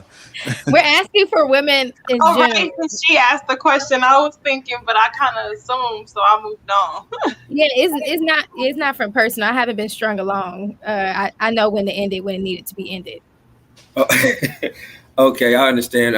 But I would say this, even to add on to some of that, I think men and women are kind of running into the same thing. Some people aren't dating for a purpose, and some people shouldn't be dating if you're still harboring things, negative things from your past relationship. So if you're not even mentally, physically, spiritually ready to date, you shouldn't put yourself out there to date, because you're playing with the other person that's coming into it with good intentions. Now, that's completely different than you meeting someone, you go out on a couple of dates, and you figure out that this person is not for me, then that's perfectly fine. But that even we can take a step back and say a lot of people they don't actually want to talk on the phone or FaceTime or get together. They just want to text. Like, I relocated, long story short, I just moved to Las Vegas about a year and a half ago for work. So what I've run into as far as the females that I've run into, I'm not speaking for all women, is that it's a lot of texting. And I cannot get to know anyone through text messages. I work a lot, so I'm not always out on the scene. I'm still naive on exactly where to go to meet probably quality women. So what I know I ran into is that people just aren't ready to date, and they come into it with bad intentions. So that's one thing. And just one more thing, as far as when you all were talking about some women being, acting like men. I think that sometimes that can come from being masculine, come from the fact that the mother is in the house, but the mother is always working. She's took on the masculine role of working all the time. And so what do you have at home? You have the brothers and you have the sister, maybe 3 brothers and a sister, or maybe the father's not even there. He's divorced, he's not in the picture. And the brothers, what do they know? They just know how to be young men. They know they're going to teach her how to be hard, how to be a tomboy. Nothing is wrong with that, but that does not set you up for longevity when you're dating a man, because sometimes it's kind of hard for a woman that grew up like that to kind of let those walls down and realize that the man that she meets is not actually there to hurt her or do her wrong. But I love the show. Been keeping up with it for a couple of months. I've seen Lauren and Lucky on Anton's show. Lapeef, you do a great job. Freezy, much power, respect, brother. Thank you, Darius. I completely agree. That was me. I think Kevin Samuels did something about sister-daughter. Have you seen that? Yes. I'm sister-daughter. I get it. I perfectly understand. But, we... I don't care. I don't care. But yeah, I know my time is up. Y'all, I'm still watching the show. Y'all have a great night, okay? You too, man. Appreciate you, Darius. Bye. I don't care. I cannot take that soundbite. Don't let me. That's that B-Next special right there. Why is the white guy what too? What? Yeah. The Lil John what? Man, you know what? How I was raised, saying what was just so disrespectful, and right. I tend to hear a lot of people say that. They talking to you, they can't hear you. What? I'd be like, mother, say that shit again here. It's so offensive. Yeah. Make sure you guys get them likes up while y'all sitting there laughing. Make sure you get them likes up. Also subscribe to the channel. Let me see. I'm going to Guapo. What's going on, brother? Guapo. Yes, sir. What's up, brother? What's going on, man? Welcome to the show, man. Turn your car light on. You in the car? What's up, man? Oh, man, sound like you're trying to see what it do, Guapo. Let me get right. I apologize. Don't take me down. Got 2 seconds, Guapo. I ain't gonna take it down, man. I ain't take it down. Just playing. We appreciate the support, man, especially in the car. Social media. Yeah, you know, I gotta hold you down, man. You feel me? But about the social media, I just want to, like, even back in MySpace, the biggest thing was when that person changed their status. You know what I'm saying? They could tell you who they're in a relationship with, and it was all about exclusivity. So even nowadays, like, if you dating somebody and y'all serious, you want to be exclusive. And you don't want her, if she come to you, all these boys want to stay out my inbox and all this. Well, they don't have nobody there that, you know what I'm saying, that if a man don't see another man present, there's nothing you can do about that. So at least just have one picture of your significant other. I don't know if I agree with that one, man. I'm just saying, like, men don't care. You know, men are hunters. Men don't care. You can be out with your woman, and men will still try to talk to her. Men will still try to get that. But it's up to the woman.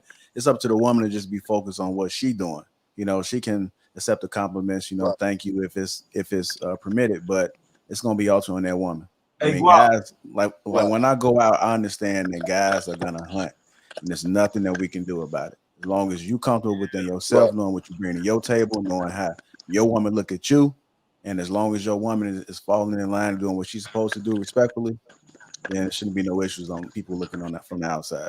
I agree with JR. Guap. She got to be 100. She got to be 100, Guap. Right. But like, you don't need to post a picture. You don't. Go ahead. I'm cutting you off. I know you come in a delay. Go ahead. Oh, my bad. No, I was just speaking on, like, accountability. If your woman is coming to you saying that, then that way you can say, well, okay, baby, there's nothing you can do, you fine. But if she like you said, handle her business as a woman, letting it know that, hey, I'm with somebody at least one time, not every post or every story. You know what I'm saying?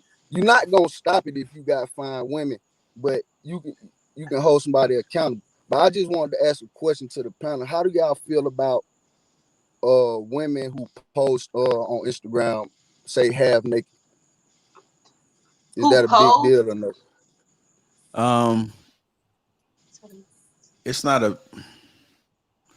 You mean my woman? Like, it's a big deal. That's what I'm saying. Like, any woman, because what I was talking to a young lady, and she was saying, well, I don't have a boyfriend. And I say, well, if you keep posting that, the boyfriend you're going to attract is not the one you really want. Okay, like, so I'm gonna say this. Like, I do, as a man, I do appreciate the things that I see. You know, when women do post half naked. I mean, as a male, we like it, but from the bigger picture, I have a daughter. You think about life. Hold on. Like, I have a daughter, so I feel as though since social media is so big and kids are looking at social media, I don't want my daughter to think that that's okay. So if I had to choose one, I would just say that women should choose to just, you know, keep it intact, you know, keep something for the man to guess if I had a choice to choose. But as a man, I mean, I do appreciate it when it doesn't pertain to me. But I mean, that's across the board, whether it's your like wife, woman. I mean, I don't want my wife or woman to be able to. I mean, I want her to look sexy. So if she's on vacation and, you know, she's in a bathing suit, then, you know, so be it. But just to be posting, just to post for likes, and when she's being like intentional on how she's posting, then that's when I see like there's a bigger issue, because then she's possibly seeking validation or possibly doing the most. Yeah, I agree, man. I mean, what about you, Frizo? Every woman got the freedom to do what they want to do on social media. You know what I'm saying? But you said it. You know, I mean, a woman should expect what you get, what you give. That's just the law of nature. You get what you give. I mean, you attract what you know. You attract what you how you know how you present yourself. So, I mean, me personally, I wouldn't take a woman serious like that. You know what I'm saying? But Some men like that. Some men like to show their women off. They call them trophies and stuff, whatnot. You know what I'm saying? But I would advise a woman to be more than just a trophy. You know, it's bigger than that. You know what I'm saying? That's what ladies. All right, Guapo, real quick, ladies, so we get to some other people. I don't see anything wrong with it if that's her advertisement. If she's advertising her services, it's just like a stripper. It's for entertainment purposes, things like that. If you're in a relationship, I know some men who do not care because they want people to look at how good that girl look. If she just lost weight, she's gonna post her body. But a man did tell me before, if you post pictures sexually, do you want a man to approach you with this D, or do you want him to approach you with respect? So that kind of stuck with me. So I think of that when I'm conscious of certain things or what I wear. Do I want him to approach me with this D, or do I want him to approach me with respect? So I think it just depends on how you respect yourself. With this wet look, what you saying, Lucky? I would say the rest of it, but you want this D or you want respect? Take that too much I appreciate you, Guapo, I appreciate y'all letting me on. And I'm yeah, thanks for the support, man. Let's see. All right. Again, get these likes up. Make sure you guys also subscribe to the channel when you come on. Also, make sure you guys keep it brief. We got some more people to get through. I'm gonna try to get through you guys, and then we'll call it a show. So let me take this link down. So for you guys asking, I'm not taking the link down intentionally, since we're talking about intentions. I'm intentionally taking this link down. Oh, we kind of cool. We a vibe, huh? Lucky. It's a vibe, Freezy. It's a vibe, more. All right. Just kidding. I'm gonna go in order. Hey, E-Money, come on camera, man, so I can bring you on. There you go. What's going on, brother? Not much. How y'all doing? Good evening. Hey, E-Money. Doing great. Talk to what you got for us. Yeah, I was listening to what y'all was talking about with Freezy. I know you were talking about the bathroom, you know, with the LGBT and all that type of stuff. Yeah, I just want to ask y'all, like, what y'all think? How accountable do y'all think, people from the past who like kind of, they mess with kids, they do all this type of stuff and mess them up mentally? How much accountability should be held upon them?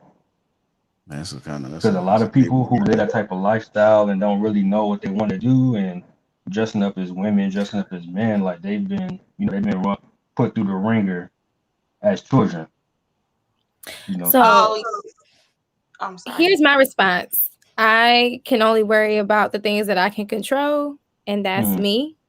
And I don't meddle in other people's business, right? Until it impacts my life or my family, then I would have to say something. But for me to just step out of my zone and be like, try to tell someone how to live their life or try to fight a battle that's not mine, I don't have that energy. Like, there's other things that I have to, deal with. So yeah, I understand. I feel like there's a lot of people who disagree with that, with that lifestyle, but don't really take it back to the beginning for a lot of those people. But I do want to say that's we're gonna keep this one brief on this subject. Yeah, I'm gonna try to. That's like a assumption based on how they were raised. But I say personally, if I've experienced a man come in the bathroom where I was, and they look like a woman, and I said something to them. We don't believe. I don't think that I should be subjected to believe what you believe, because you think if I went around saying I identify as a fish, people would look at me crazy. So I think that, you should be addressed depending on if it's, like she just said, if it's interrupting your life, you should say something all the time. I'm gonna make this quick, but even are you saying we should take in consideration that they might have had an abusive past or something like that? That's what you're saying? Yeah. Sexual abuse. Yeah. I agree with Lauren.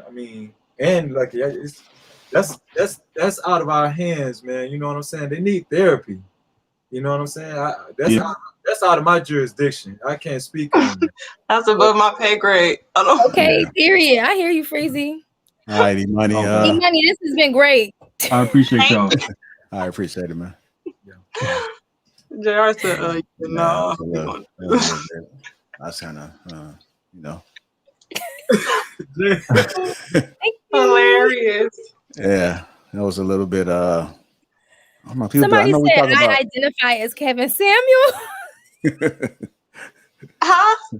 I thought I took the link down. People still coming up in here. What's going on? No, I said if I identified as a fish. I know, but somebody said in the chat I identify as Kevin Samuel.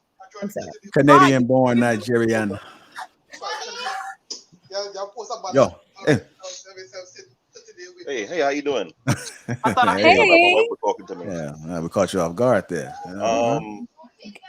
I have a question, or it's almost like a question or slash comment, because I know that when you talk about are men ready for marriage. Mhm. Now, if you come to Black communities, either you're African American, their mindset different from African Caribbean, African.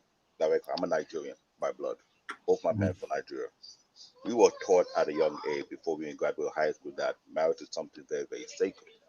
So imagine where I came from. My parents where I came from for 7 years. Boys are mostly groomed from marriage at an early age. Same thing with girls. But when I came back to this country, I realized there were two different dynamics going on. I was born in Canada, raised up here in New York City, Brooklyn, New York.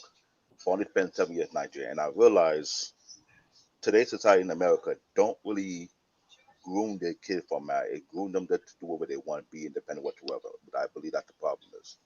When you have guys who are not ready for marriage, it's because of what they see in their community, like New York City. New York City had a boom in single mom from the early 90s to late 2000 or so, if I'm correct. In my country, it's a taboo. I'm not going to lie to you. If any girl who get pregnant out of wedlock, 3 things can happen. Get kicked out of the home by the parents, or, which I've seen it happen before, the father sent his servant out to look for the boy who got her pregnant. He come back with a color to his head, being forced to marry the daughter because he's not going to have no daughter of his giving birth to a child out of wedlock. That's another thing. Or the daughters more likely hide it, try to get an illegal abortion. That happened in Africa a lot. In America, it's like I can see there's a big issue going on between men. This is what I noticed. I'm not gonna lie, it's kind of weird in New York City, but people are tending to marry outside their own people. Like, for example, African American want to marry people from the Caribbean or Africa. Right. My wife is from Trinidad, so I can think what Lauren is talking about is about finding men who are married. My question to you, Lauren, are you seeing people from African American people coming at you, or is African diaspora that coming at you that say they're married? I mean, not married. What if they get married?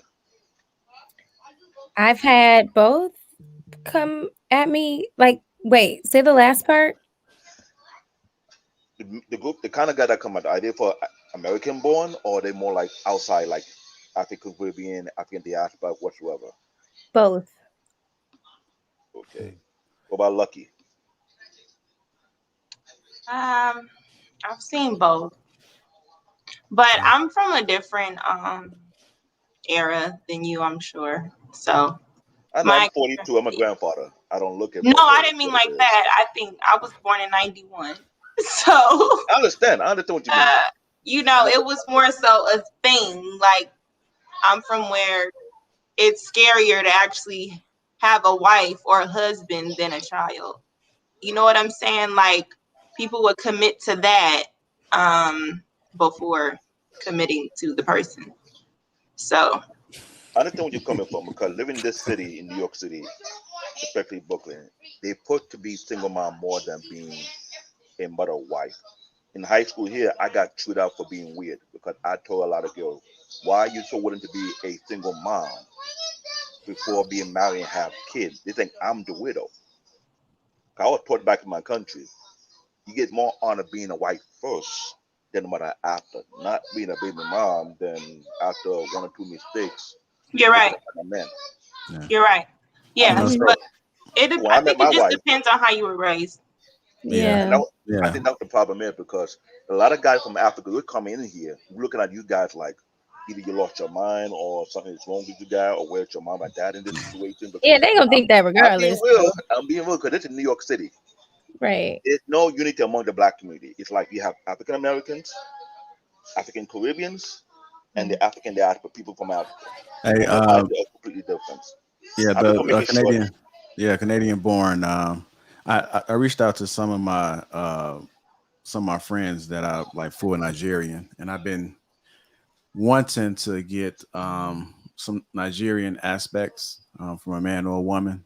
So if you have some people that just have them to reach out to me, that was part of the reason why I brought Amir on. It's not because of everything else, but I was curious to hear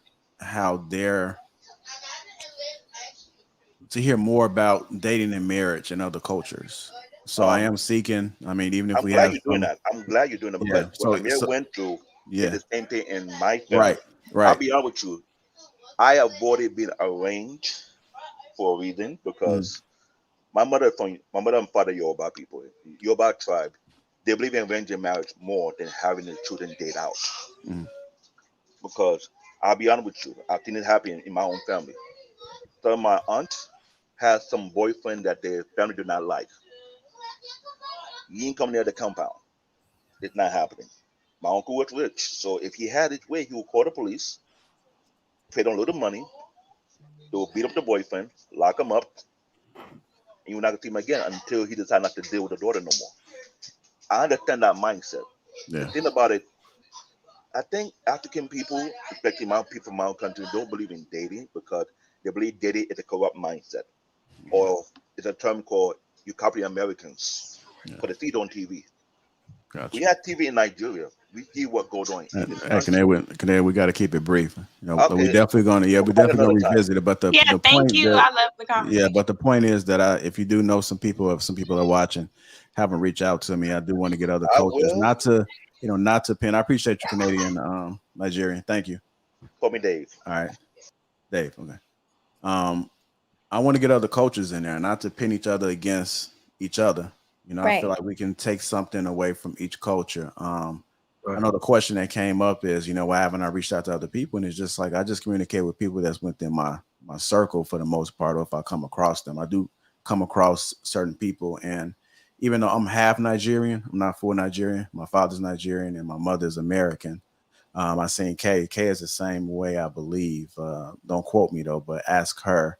But I do want to get people that's heavy, that might have been born in Nigeria and not America, to hear their take on it. So I am seeking, whether you're Asian, whether you are Nigerian, whether you are Canadian. I just want to bring other perspectives for us just to hear how it is. Because something that I learned is to try to raise my kids where they're putting marriage, when they're making marriage as a priority. That's something that I didn't see, but based off of what I've been hearing from the show, that's something that I've been able to take. And I'm hoping that we can do the same, not go against each other and not look at people as though we're less or better.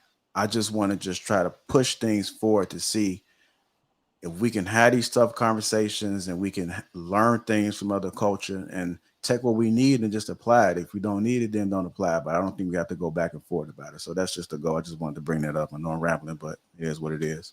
If you guys are coming in, make sure you guys hit that like button. Also support the channel by subscribing. I'm gonna get to you guys, then we're gonna call it a wrap. We got about 6 more people. Coming to you. You've been in for a while, Mr. Few. Welcome. Hey, what's up, man? Can you hear me? Yeah, we can hear you loud and clear, man. We'll bring you on. If you got YouTube in the background, I'm gonna ask you to mute that, please. Okay. Let me see. Or either close the window out if that's quicker, whichever one. I did. Okay. Can you still hear the background now? No, I don't hear it. Okay. I'm Nigerian born, in case you need a perspective on that as well in terms of dating, so you can hit me up with that. I just wanted to ask the ladies a couple of questions, if that's okay. Yeah, go ahead. What are you two willing to give up in order to get the kind of man that you want for life? When you say give up, can you say a little more? What you hold on to, like freedom type of thing what would you consider? I personally don't think I'm holding on to anything that would prevent me from getting a husband or being married. I feel like I'm submissive or could be submissive to the right man. Should he create the conditions for me to be submissive? I don't have a problem with giving up any part of me outside of like my personality, my characteristics. I'm not about to dumb down who I am. Either you accept me for me, or I'm just not the person for you, right? But in terms of like I would need like concrete things. But so for example, like some people may look at me and be like, oh, she talked too much. Her personality is just too much. Like I know when to turn it off. I know when to be quiet. I don't have a problem with doing that. So I guess I would need more of specific, more specific, And then you go again, man. More specifics in terms of like, what exactly are you saying women need to give up in order to be marriage material? Okay, you say something about your personality. Okay. Mm-hmm. And you also mentioned that you can be submissive in the right situation. Do you know that men that really are interested in marriage, they see you from afar and they kind of stay away from you they don't really need to interact with you. All right, So you have to be Mr. Few, let me say this. I know you asked the question, but we'll be all day because I know you still want to hear from Lucky. So let's just kind of keep it for like one question so we can proceed, please, sir, if you don't mind. No problem. All right, thank you. The question is, what should I give up for marriage? What are you willing to give up? I kind of feel like Lauren. I don't think there's anything I need to give up. I would just say there's more that I would need to do. Come on. That I don't do. So which would be, I guess, not being so shy in front of men that I like, or being more open when it comes to feelings. I'm more of a person where I wait for that person to see if their feelings match mine. If it doesn't, then I will never say nothing. So I would say I need to work on that. Okay. I noticed your platform, man, so I'm gonna head out. All right, I appreciate you, Mr. Few. I think you called in before, right? Yes, sir. Okay, yeah, we appreciate the support, man. Good seeing you again. No problem. All right. Again, if you guys come in, keep it brief. It's no disrespect. I would love to hear you guys all night, but I'm just trying to filter through and also being mindful of people's time. Because we're going to have a great show tomorrow, too, So be more of us. Don't worry. I don't bring up you, Jonathan McGill. Hey, what's good, y'all? Not much. Man, I see you working, man. Yo, first time calling. Yeah, I'm at work. Man, nothing to it, man. We definitely appreciate you, especially being at work. What's going on? Talk to us. Couple things. So the social media thing. Definitely confident. Definitely want to give respect and honor and to my woman, whoever I'm with. But like, if you ain't gonna post nothing, like, it gotta be something. Like maybe an anniversary, maybe woman to post you, right? Is what you're saying? I'm sorry. You're saying you would want your woman to post you? Yeah, not all the time. Like I said, Why? like Lauren said, yo, Why? if it's, I'm sorry. I said why? Well, not post me, but not all the time. But I know. I mean, just that one time, whatever. Why?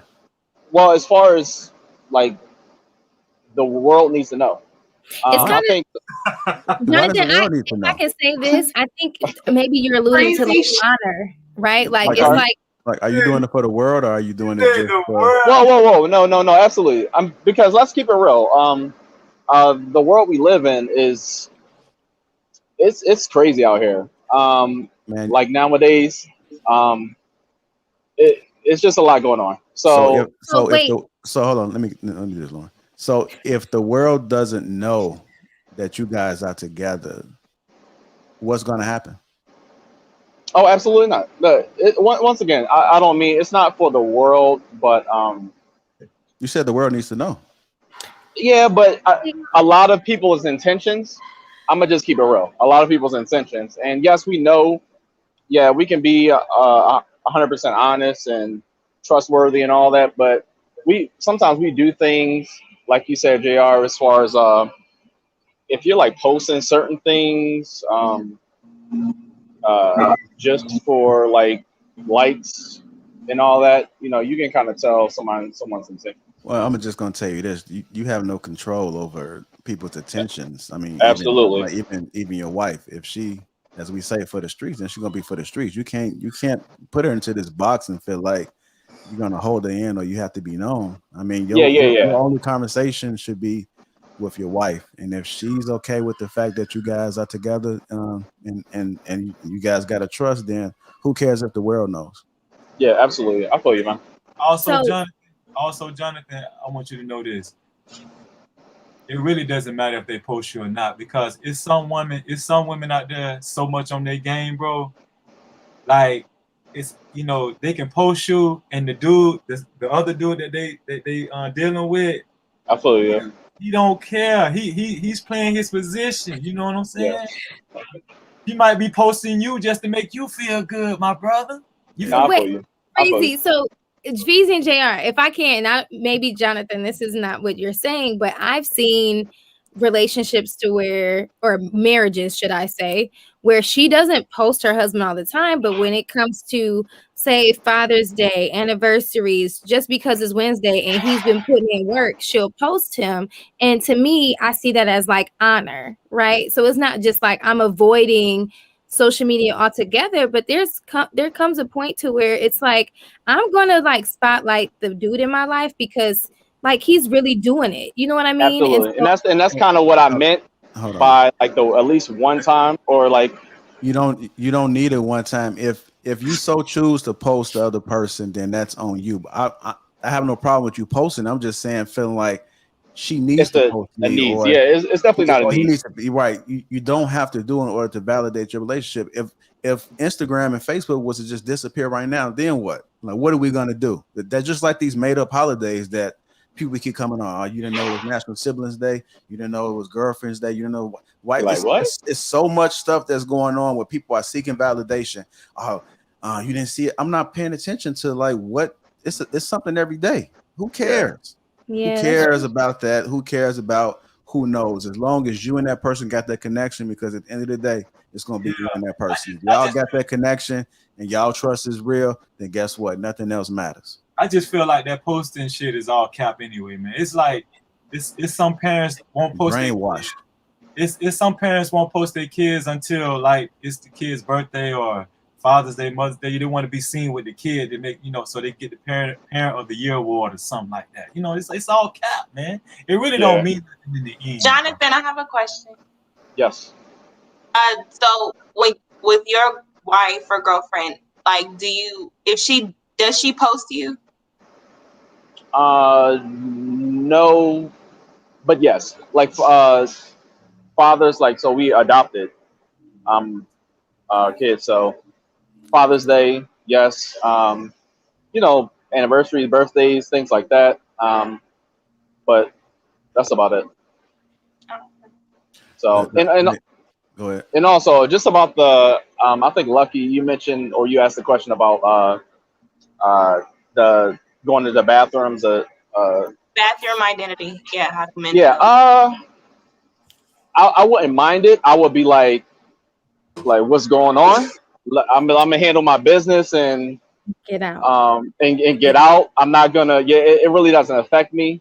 The world is just changing, and it's always something. So you just focus on yourself, focus on what you got to do, and get out of there. So. Thank you. Yeah. All right, Jonathan, we definitely appreciate you, man. And before you leave, man, again, you don't have to seek no validation, man. I don't know if that's what you're doing or not, and I'm not. No. I'm just saying, if that is the case, man, as long as you're doing what you're supposed to do, man, she's gonna be on your dick, man. Don't worry. Yes, sir. Yeah, as long as you're doing what you do, you ain't got nothing to worry about. You ain't got to worry about who doing what, who looking at what. As long as you're doing what you're supposed to do as a man, you leading correctly, everything else gonna fall in line. And if it don't, guess what? Let her go. Yes, sir. All right, brother. All right, man. Jay, you preaching tonight, now. You know it's real. Jay, man. Jay, all right, now you preaching tonight, man. God damn, bro. You caught the Holy Ghost, huh, Freezy? But don't preach, man. What's going on, Black? He Black. Show, Black. You on mute. You on mute? Oh, we stamped E Black call. Oh God. What's up, my guy? Right, E, What's going on, my guy? JR Freezy. Look. Pull up on me.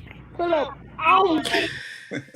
I guess you do pay for all your bad mistakes, but yeah, I'm good. I'm gonna keep it brief.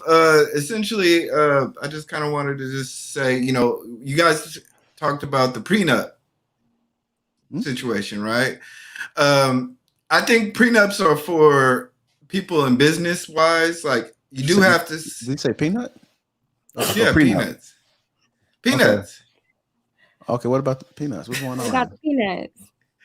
I need clarification. I'm trying to do we talk about peanuts? Yeah, I said peanuts. Huh? Peanuts. Am I missing something? Did we talk about peanuts? Yeah, we talk about peanuts all the time. Oh, no. Hey, I'm accusing myself from this conversation, y'all. Y'all do y'all thing. JR love trying to throw me off, but I be talking. You said peanuts. I'm really trying. I don't know if I stepped away. Look, I've been down south too. Oh, okay.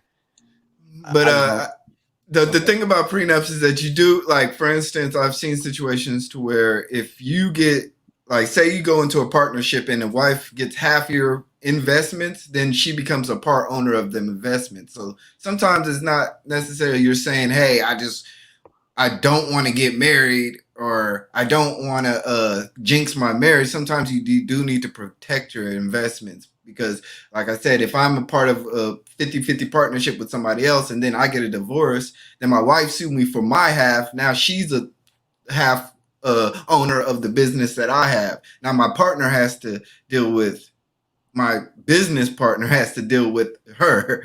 So that is better. To me, that's it's not a jinx. It's just a matter of just securing your own investments. So, Okay. So sign a peanut and all righty, all right, my guy. All right, my guy. Appreciate the support as always, E Black.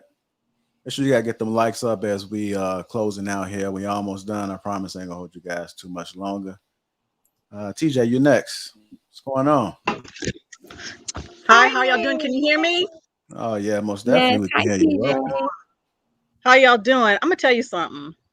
A couple of things. As far as dating and social media stuff, when I started dating, I made it very clear I'm not having conversations via messages or texts. I have rules. That was first thing. Mm-hmm. And if we, one or two messages, that's it, because I'm grown.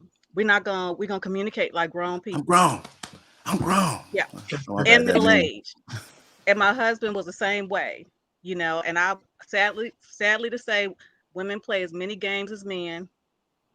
Because I heard some of the stories that my husband told me before we came into contact. So ladies, have rules. As far as the man that said, what would you be willing to give up? I think was a couple of questions. I have ash on me because I've got fire burner. But anyway, okay. I didn't give up anything. I didn't give up anything. I think the only thing I gave up was a little bit of control, and I willingly gave up that. Willingly. Because I have been doing everything in my household for myself and my daughter for 20 plus years. I was happy to give that up. Happy. But one of the things my closest friends said, they like the way he handles me because he lets me be me, but he gingerly checks me when need to be checked. And I said the man for me was the one that would tell me to be quiet, and I respect him enough to actually do it. Yes, and it happened. So lastly, the transgender thing in the bathroom. The reason why that's problematic for me is because I am a mother of a daughter, now mother of a grandmother of a granddaughter. I don't want to have, just like I didn't want to have to explain to my daughter beforehand what a penis is. I don't want that forced upon me for my granddaughter either. Yeah. If I'm by myself, I'll do what I need to do. But if I see someone with a penis in a female bathroom where only vaginas are supposed to be, when my granddaughter is with me, I'm going to we're gonna have to have a conversation, and the police might be called, because see, here's the thing. Those are the conversations I want to have when I'm ready to have them. or when my daughter's ready to have them with my granddaughter. I'm not gonna have you force that on me. I'm not gonna judge you. Motherfucker. That part right there. Thank you, JR. That you took the words right out of my mouth. Is he gonna walk up on them? Listen, hello, motherfucker. You gonna see all the seconds come out if she gotta explain anything. You know, and because I like to be style and grace, I do. But there are a couple of things I don't play with. Yeah. My kids, my husband, and now my grandkid too. What? Oh no. No. TJ, would you agree that there are times where it's just not time to be politically correct? It's just sometimes it's just not time to be politically correct. You know what I'm saying? It's just you guys be straightforward. And I believe in, you know, certain things, but again, when your rights start to infect mine, now it's we personal. have a problem. Then it's personal. Now we have a problem. There you go. Yeah. You understand me? So that's my take on it. But you know, again, no social. Oh, last thing, social media. Back to what is social media thing. Whether you post about your significant other or not does not preclude people from trying to play games and reach out to you. Because just yesterday, I mean, I have my cover page is me and my husband from our wedding, all that kind of stuff. Someone reached out to me via message, and I'm getting DM. What? But I said, are you a part of this group? And he couldn't answer the question. I said, well, it's only fair to let you know I am happily married, and I do not communicate with men outside of my husband. Fight them off, TJ. Fight them off. Let them know. I had to be growed real. So I let them, you know, and the male friends I do have, we go back like 20, 30 years. I'm not trying to have no new friends. Oh man. All right. The women can Y'all have a appreciate good that. evening. The guys appreciate that Hi, too. TJ. Hi, TJ. That's my life coach. Awesome. Your life coach, yes. Oh man, she putting it down. She like, hey, ain't gonna be none of this. I don't know what you thought it was. All right, get them likes up.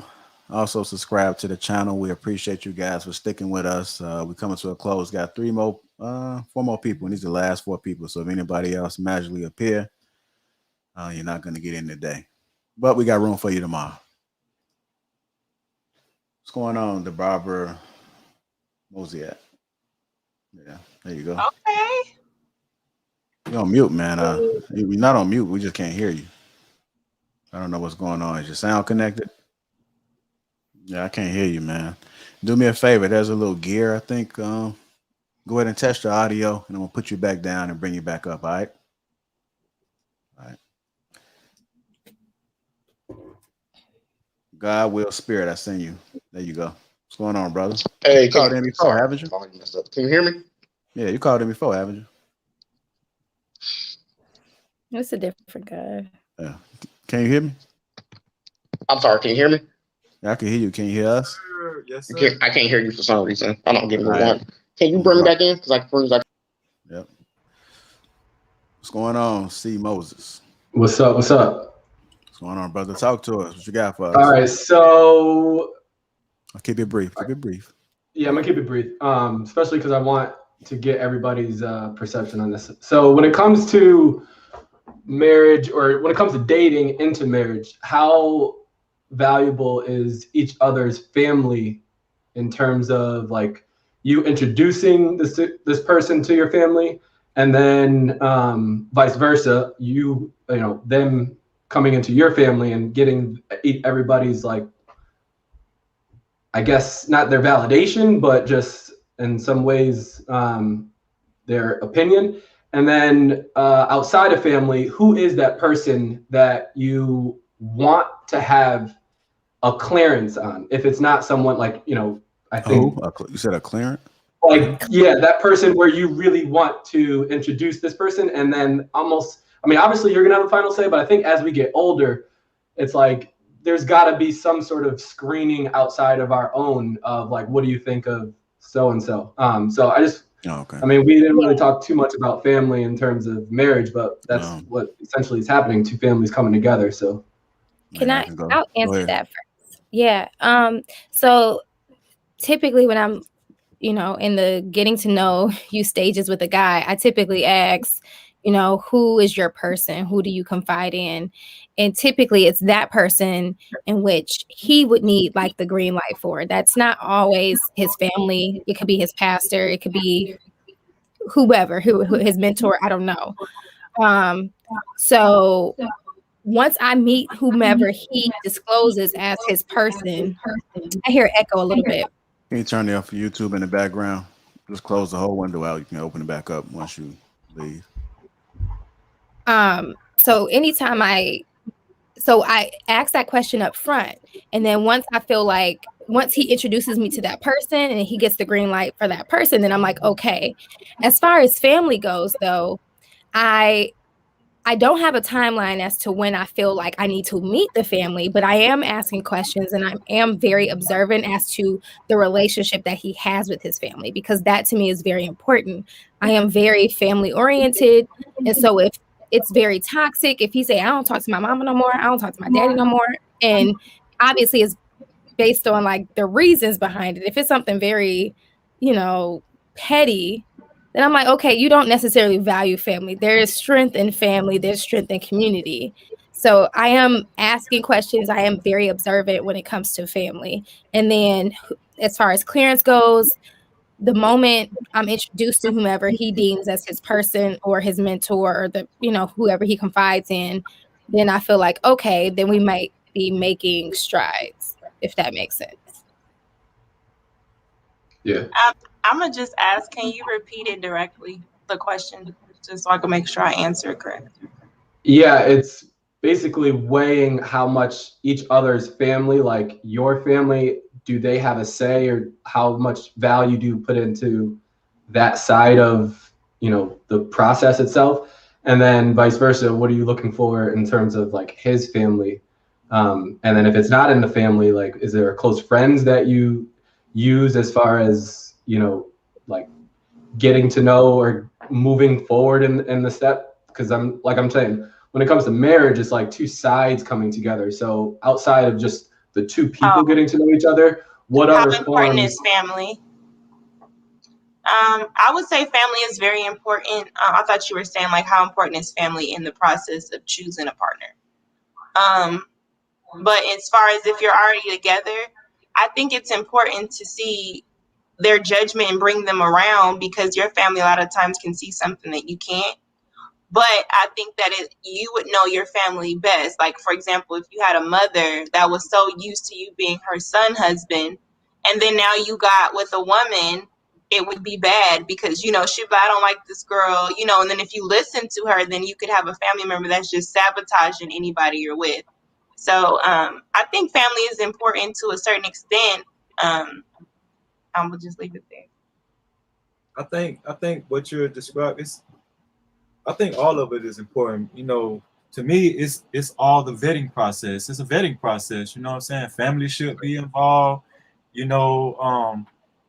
mean, you might even want to, ask around. If some friends, or if you know people, her mutual friends, ask about her background, man. Some people will tell you the truth. Ask the haters too. She got haters, ask them too. You know what I'm saying? They might be valuable to you, give you some valuable information. But I'm just saying, like, it's all, to me, it's all a vetting process. And I think on both sides should do that, because, you're talking about me, I stress marriage, at this point in my life. So you're talking about for the rest of your life, man, you need all the information you can get right now. This is the most important time. You feel what I'm saying, dog? It's the most important time, man. You got to get all the information you can get right now, because you don't want to get later on down the line and have some regrets. You want to go into this situation with a clear mind and not blindfolded. That's all I got to say. All right. I think everybody kind of touched on everything, man. I mean, it's kind of just got to take each situation for what it is. It's going to probably be different. It's not going to be one single answer that applies to everybody. But I think that sometimes the family being involved can be helpful. It can be a good thing, and sometimes it can be a bad thing. So Just got to assess the situation as it comes.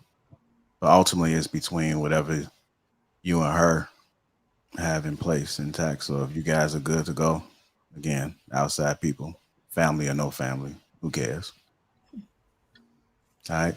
All right, man. I got to keep it moving, man. Appreciate you, man. Appreciate the support. See Moses. For sure, my brother. All right. Thank you, brother. Thank you. Again, we got 2 more people, man. 2 more people. Hang in there, Lucky. Hang in there. Yeah, I got you, man. I'm just gonna start dinner. That's it.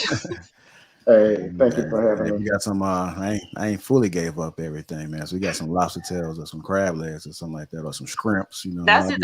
I'm gonna boil some lobster, baked potatoes, steak. Be right over there. Yep. Yep. All in there, like, bro, man, from the 5th floor. Like, yep, come in. Right in there. What's going on, God, Will, Spirit? Talk to us. Not much. So basically, I believe when you have a certain mindset towards marriage, towards women you want, you go for it. So at age of 19, I literally wrote what I want in a woman, right? So like the Bible say, write the vision, make it plain. So that's what I did. I found my wife she kind of found me through MySpace, right? But we dated and everything. We dated for about 8 months, got engaged. I guess you could say 9 months. The next month, got married. Now, in order for me to make her my wife, she You're had in the military, to. right? I am. Thank you. I'm in the Air Force. Yeah, I So remember. I think for Air Force people, military people, is a little different. So for me, knowing that I'm a little more financially stable, so that helped for me and my peace of mind as far as being married. And for me to marry her, she had to be able to accept that lifestyle, because there are people who get married to that lifestyle and you get assigned overseas or assigned somewhere, and their house spouses, male and female, and say, "I'm not going to go." And so we had to have the understanding, like, where I go, you go, right? I leave, I'm leading, you follow me. But she also added value to my life. And so I believe in any relationship you have, someone, it's all about value. So when I say she added value to my life, when she met me, I had just came out of that relationship that almost, I'm not saying ended my career, but it hurt my career. And she just did random stuff. Like I got in trouble for oversleeping, and it was a medical condition at the time because I was dealing with stress for the first time ever in my life. But she would randomly text me, making sure I was up, making sure, make sure I'm getting the help I need. Well, I didn't even have to say a word. So that type of value, I didn't have to say nothing, but she saw that I needed something. That spoke volumes to me, right?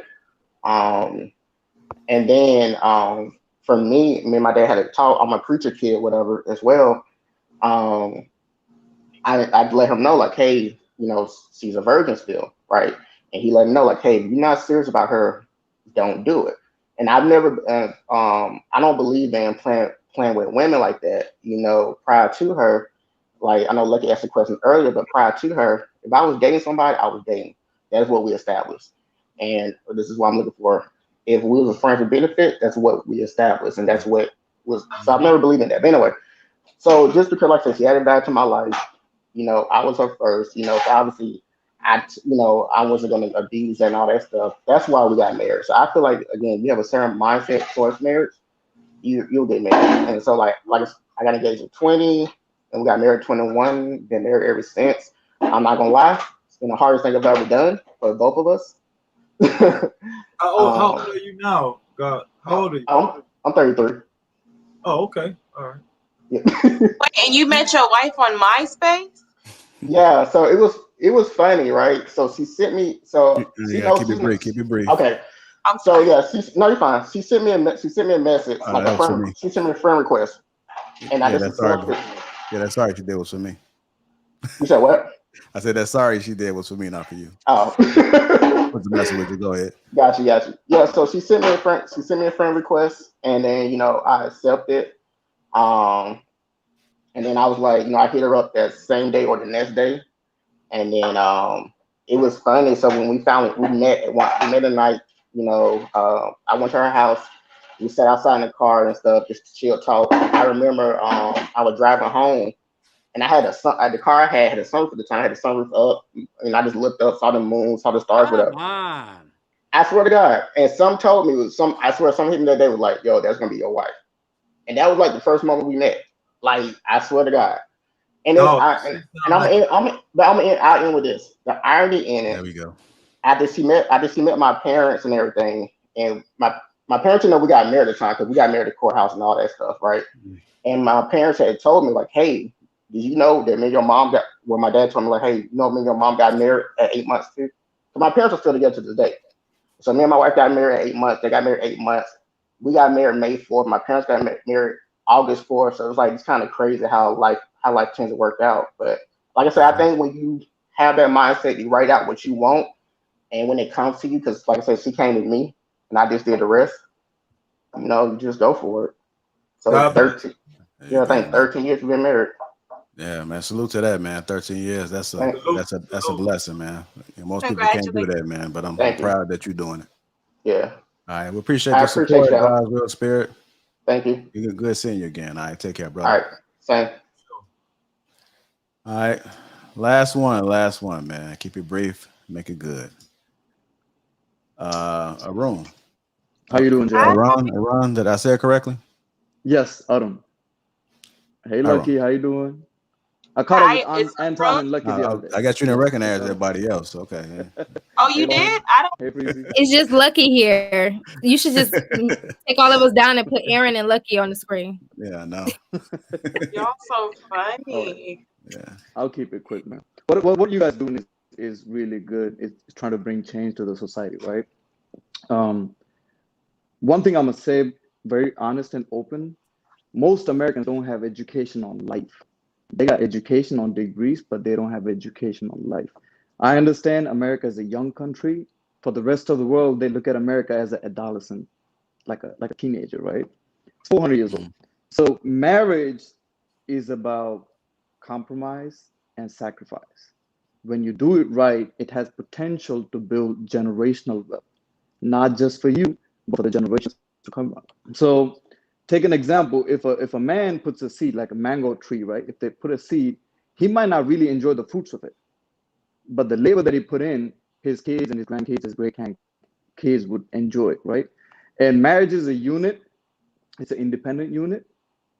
If you do it right, you're going to be independent, not the slave to the system, not the slave to the government.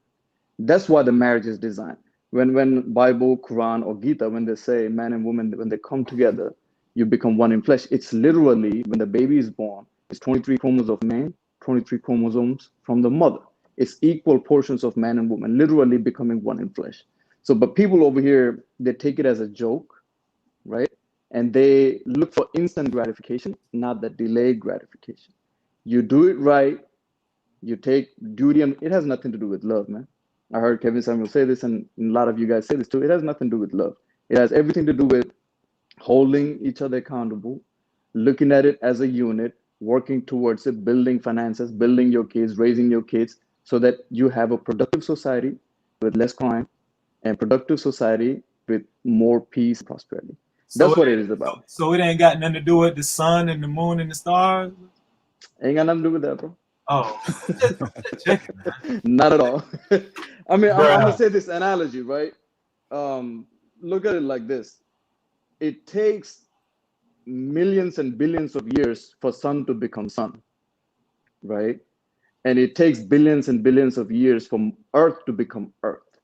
We have small window on this planet, right? And marriage is one opportunity where if you do it right, you will produce a successful offspring, and you can create a tree where it will expand, and your name will last for generations to come, right? And it has potential to build money on top of money on top of money, because you pass on the money to your successors. But if you break it down, you would not have the heart and soul to pass it on to your next generations, because you don't have that loyalty and connections towards them. You know what I mean? So, I mean, like I said, it's the education of life, not the education of degrees. That's what's missing in this country. All right, Ron, I left my IG in a private chat right there. I want you to reach out to me. All right, thank you, boss. Appreciate it. All right. Go ahead, make sure you copy it down. Reach out to me. Nice seeing you, Lauren. Nice seeing you, Lucky. Bye. Nice to you, man. All right. For sure. Clearly, round was for the ladies, and I'm okay with that. Shout out to y'all, ladies. Shot at Lucky. Yeah. Lucky, Ooh la Lucky. la. Yeah, Lucky, man, pay loving attention, y'all. Lucky. Pay attention, Lucky. Pay attention, man. Y'all gonna teach me? Y'all Right. me. I would say, who taught me? Easy taught me. Easy told me. Man, that was the first form of submission right there in that song, man. That was clever right there. Who taught you? Who taught you how to do that? Who showed you the world? All right, y'all, man. It's definitely been real. I appreciate you guys rocking out for us. We might have to do this again next week, man. This was kind This was great. of like it was a vibe. How did y'all like being in the hot seat, JR and Freezy? I'm never in the hot seat. It's open season. Yeah, it was Felt good. It felt good. It felt good being on the other side, I tell you that. It felt good. Being able to articulate and having a voice. Being able to serenade the ladies. I feel honored to be on the first show where I actually seen JR get off. This nigga got off tonight. Didn't he get off late? Where's the hand clap? Where's the hand clap sound effect? The sound effect. I'm gonna do the sound bite. I appreciate it, man. Yeah, hand clap for myself. Hand clap for yourself. There you go. Yes, next. There you go. There you go. There you go. Thanks, JR. This is Jonathan, great. I know you was in there, Jonathan. Yeah, it was fun, man. It was fun, man. It was good to see. We held back Freezy, a lot. Freezy was kind of a little bit reserved, but I seen him come out there, man. He hit a couple of. Because I know, especially hearing you're celibate. I didn't know that. So. Yeah, well, I had to grow to that now. He's a reborn, as y'all say, you know. Yeah. Like as the women say, yeah, got 5 kids, but I'm a reborn virgin. I have never said that. Yeah, I got it wrong all these times, but now I'm saving myself. You know, now that I got 5 kids, I'm saving myself, man. What the men want to hear. I can't relate. Hey, JR, I do have a question for you though. Oh shit, man. Hey, it's been real, you guys. Make sure you guys get the lights up. Listen, this is a legit question. Okay, go ahead. I forgot to call his name. I think it was Emmanuel, because he commented off something I said about sex, right? And he was saying, ain't no way in hell him and his wife would have made it if they wouldn't have had sex. So let me ask you something. Oh yeah. If you met a woman, right, and she didn't believe in sex before marriage, right, but she was everything else that you needed and wanted. She was submissive, she was soft, she was supportive with the show. Whatever you needed her to do in support of the show, she'll do it. She communicated well. She was just very inspiring to your life, you know, loyal, honest, all of that stuff. She could cook. Let's just say she could cook too. Would you still consider having a long-term life with her as far as marriage and everything? Okay, so this is before marriage, right? Yeah, before marriage. Would no sex still be a deal breaker? It's kind of touching. I got a topic. We're talking about wood tomorrow, right? So, I kind of want to say it and answer. Can you ask that question again tomorrow? Condom good. Open condom style. You remember that song? I thought they were saying open condom style. Hey. Song? Y'all heard that song? Gingham style? Yeah, open condom style. I thought he was saying open condom style. Hey, JR, that was a nice segue to the show tomorrow, wasn't it? Yeah, it was a nice, yeah. I guess you see in the future as was it Lucky saw? As she saw Bolo? I guess you've seen it too. Right now. The 5th sense. Yeah, we're gonna save it for tomorrow. Tomorrow we're talking about wood on the Lapeef Let's Talk show. So make sure y'all tune in for that one. Again, it's been real, man. I appreciate all you guys for coming in tonight, bringing a different perspective to the network. And as we continue to grow, I look forward to building, man. You know, I saw something special in all you guys, man, and you guys have made tonight nothing but special. So this is great. Salute to you guys. Thank you at Lapeef_JR. Yeah. You know what? Yeah. To the people out there, again, we continue to say thank you from the network. We appreciate you guys' constant support And we're gonna have some rough times, but as I said before, we all family, and we're gonna continue to grow. And it's gonna be some tough times, but we're gonna get through it. I'm confident in it. Until next time, we out, y'all. Bye. All right, y'all.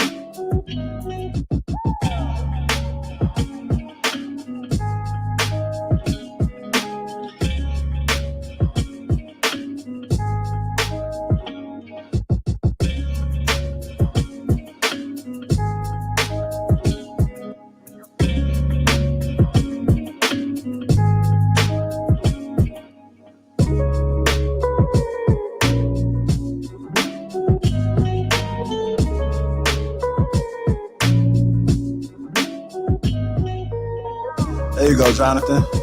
I'm looking at her right now. She looking at it. She's smiling. She see it. Oh, my bad. Damn.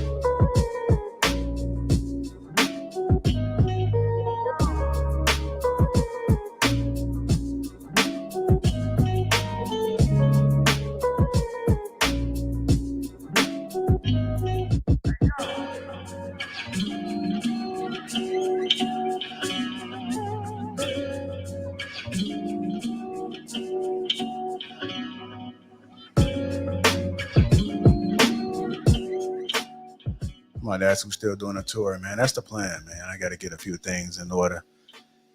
And once I do, I don't see no reason why we can't do no tour. I'm game for it.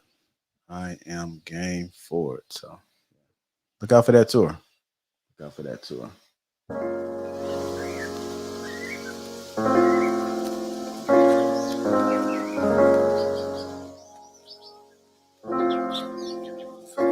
Tomorrow, we're going live. The Lapeef Let's Talk Show. Back at it again. Thursdays, 7:30 p.m. Central Time. That's Central Time. 7:30 p.m. Central Time. Make sure you guys tune in. It's the greatest show ever. The greatest network ever. Nobody doing what we doing on YouTube right now. There's nothing like it. Can't be duplicated. That's no cap. We appreciate all the support. Again, tune in tomorrow. Lapeef Let's Talk. Let's go.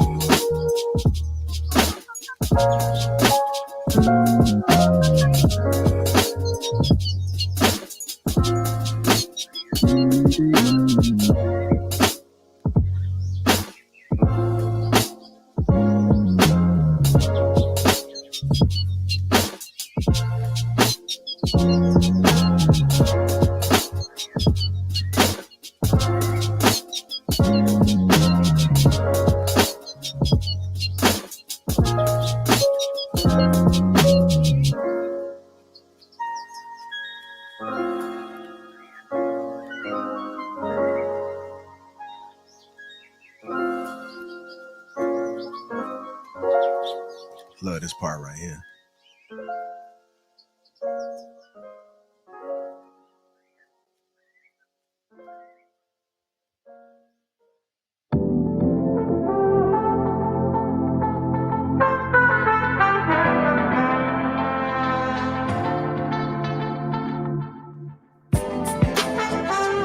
See y'all tomorrow. Lapeef, let's talk. It's going up.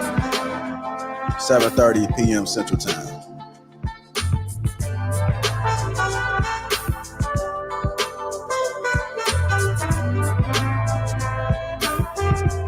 Appreciate the support. Make sure you get these likes up. You're watching right now. Take a moment to get these likes up. Also, subscribe to the channel. Least you can do. Least you can do. We don't ask for much. Just hit that like button and subscribe. Again, see y'all tomorrow. People, let's talk. What's going up?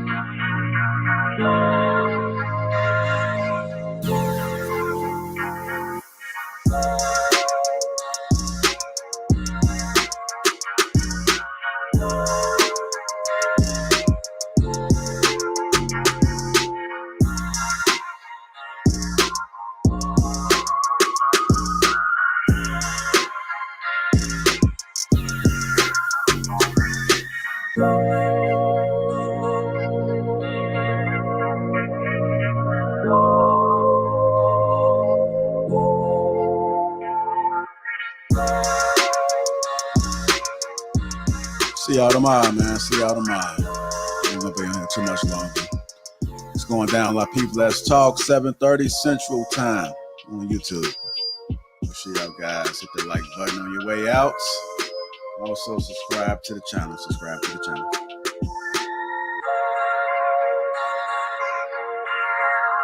Yeah, my glass still empty, man. I'm keeping it light. Keeping it light, man.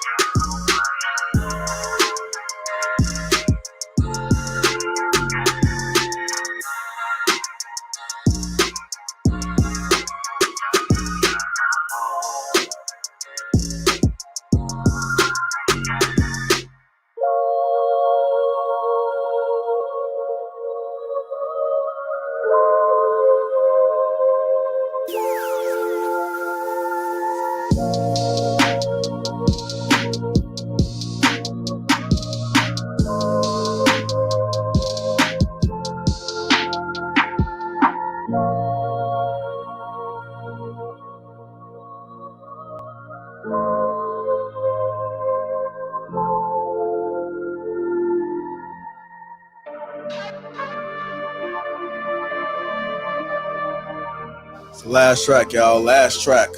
Again, Lapeef, let's talk tomorrow, 7:30 Central Time. Make sure you guys set the reminder. I'll probably put it up in the morning. It's gonna be fire, man. It's good to have the family back. Yeah, it's good to have the family back. We appreciate all the support, man. Get them likes up. Appreciate all the super chats. Let's drop this beat, y'all. Here we go, right now.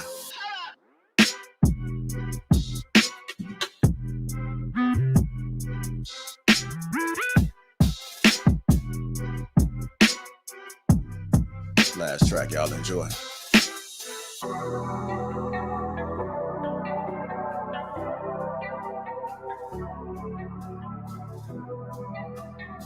It's for you, Kay. You listen out there.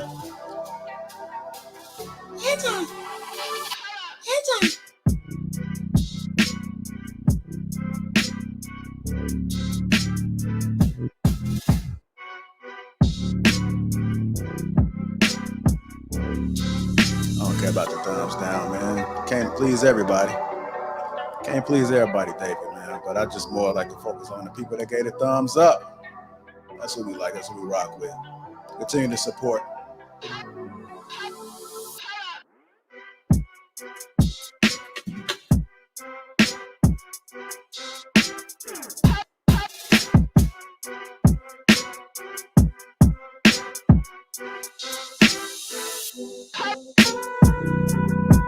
Shout out to Kay, Courtney, Rilla, Anton, Lauren, Lucky, Breezy, Mira, all Lapeef family, man. We appreciate you guys.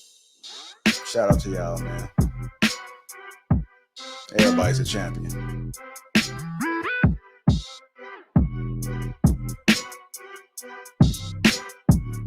Appreciate you, K-Mac.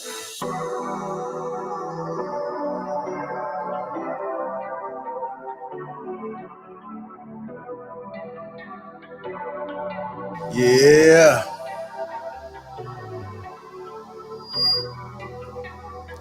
Yeah. This damn mic pick up everything. So fucking go back to the cheap mic. Alright, y'all. We out. My people, let's talk. 7:30 Central Time tomorrow. Continue to get these likes up. We out.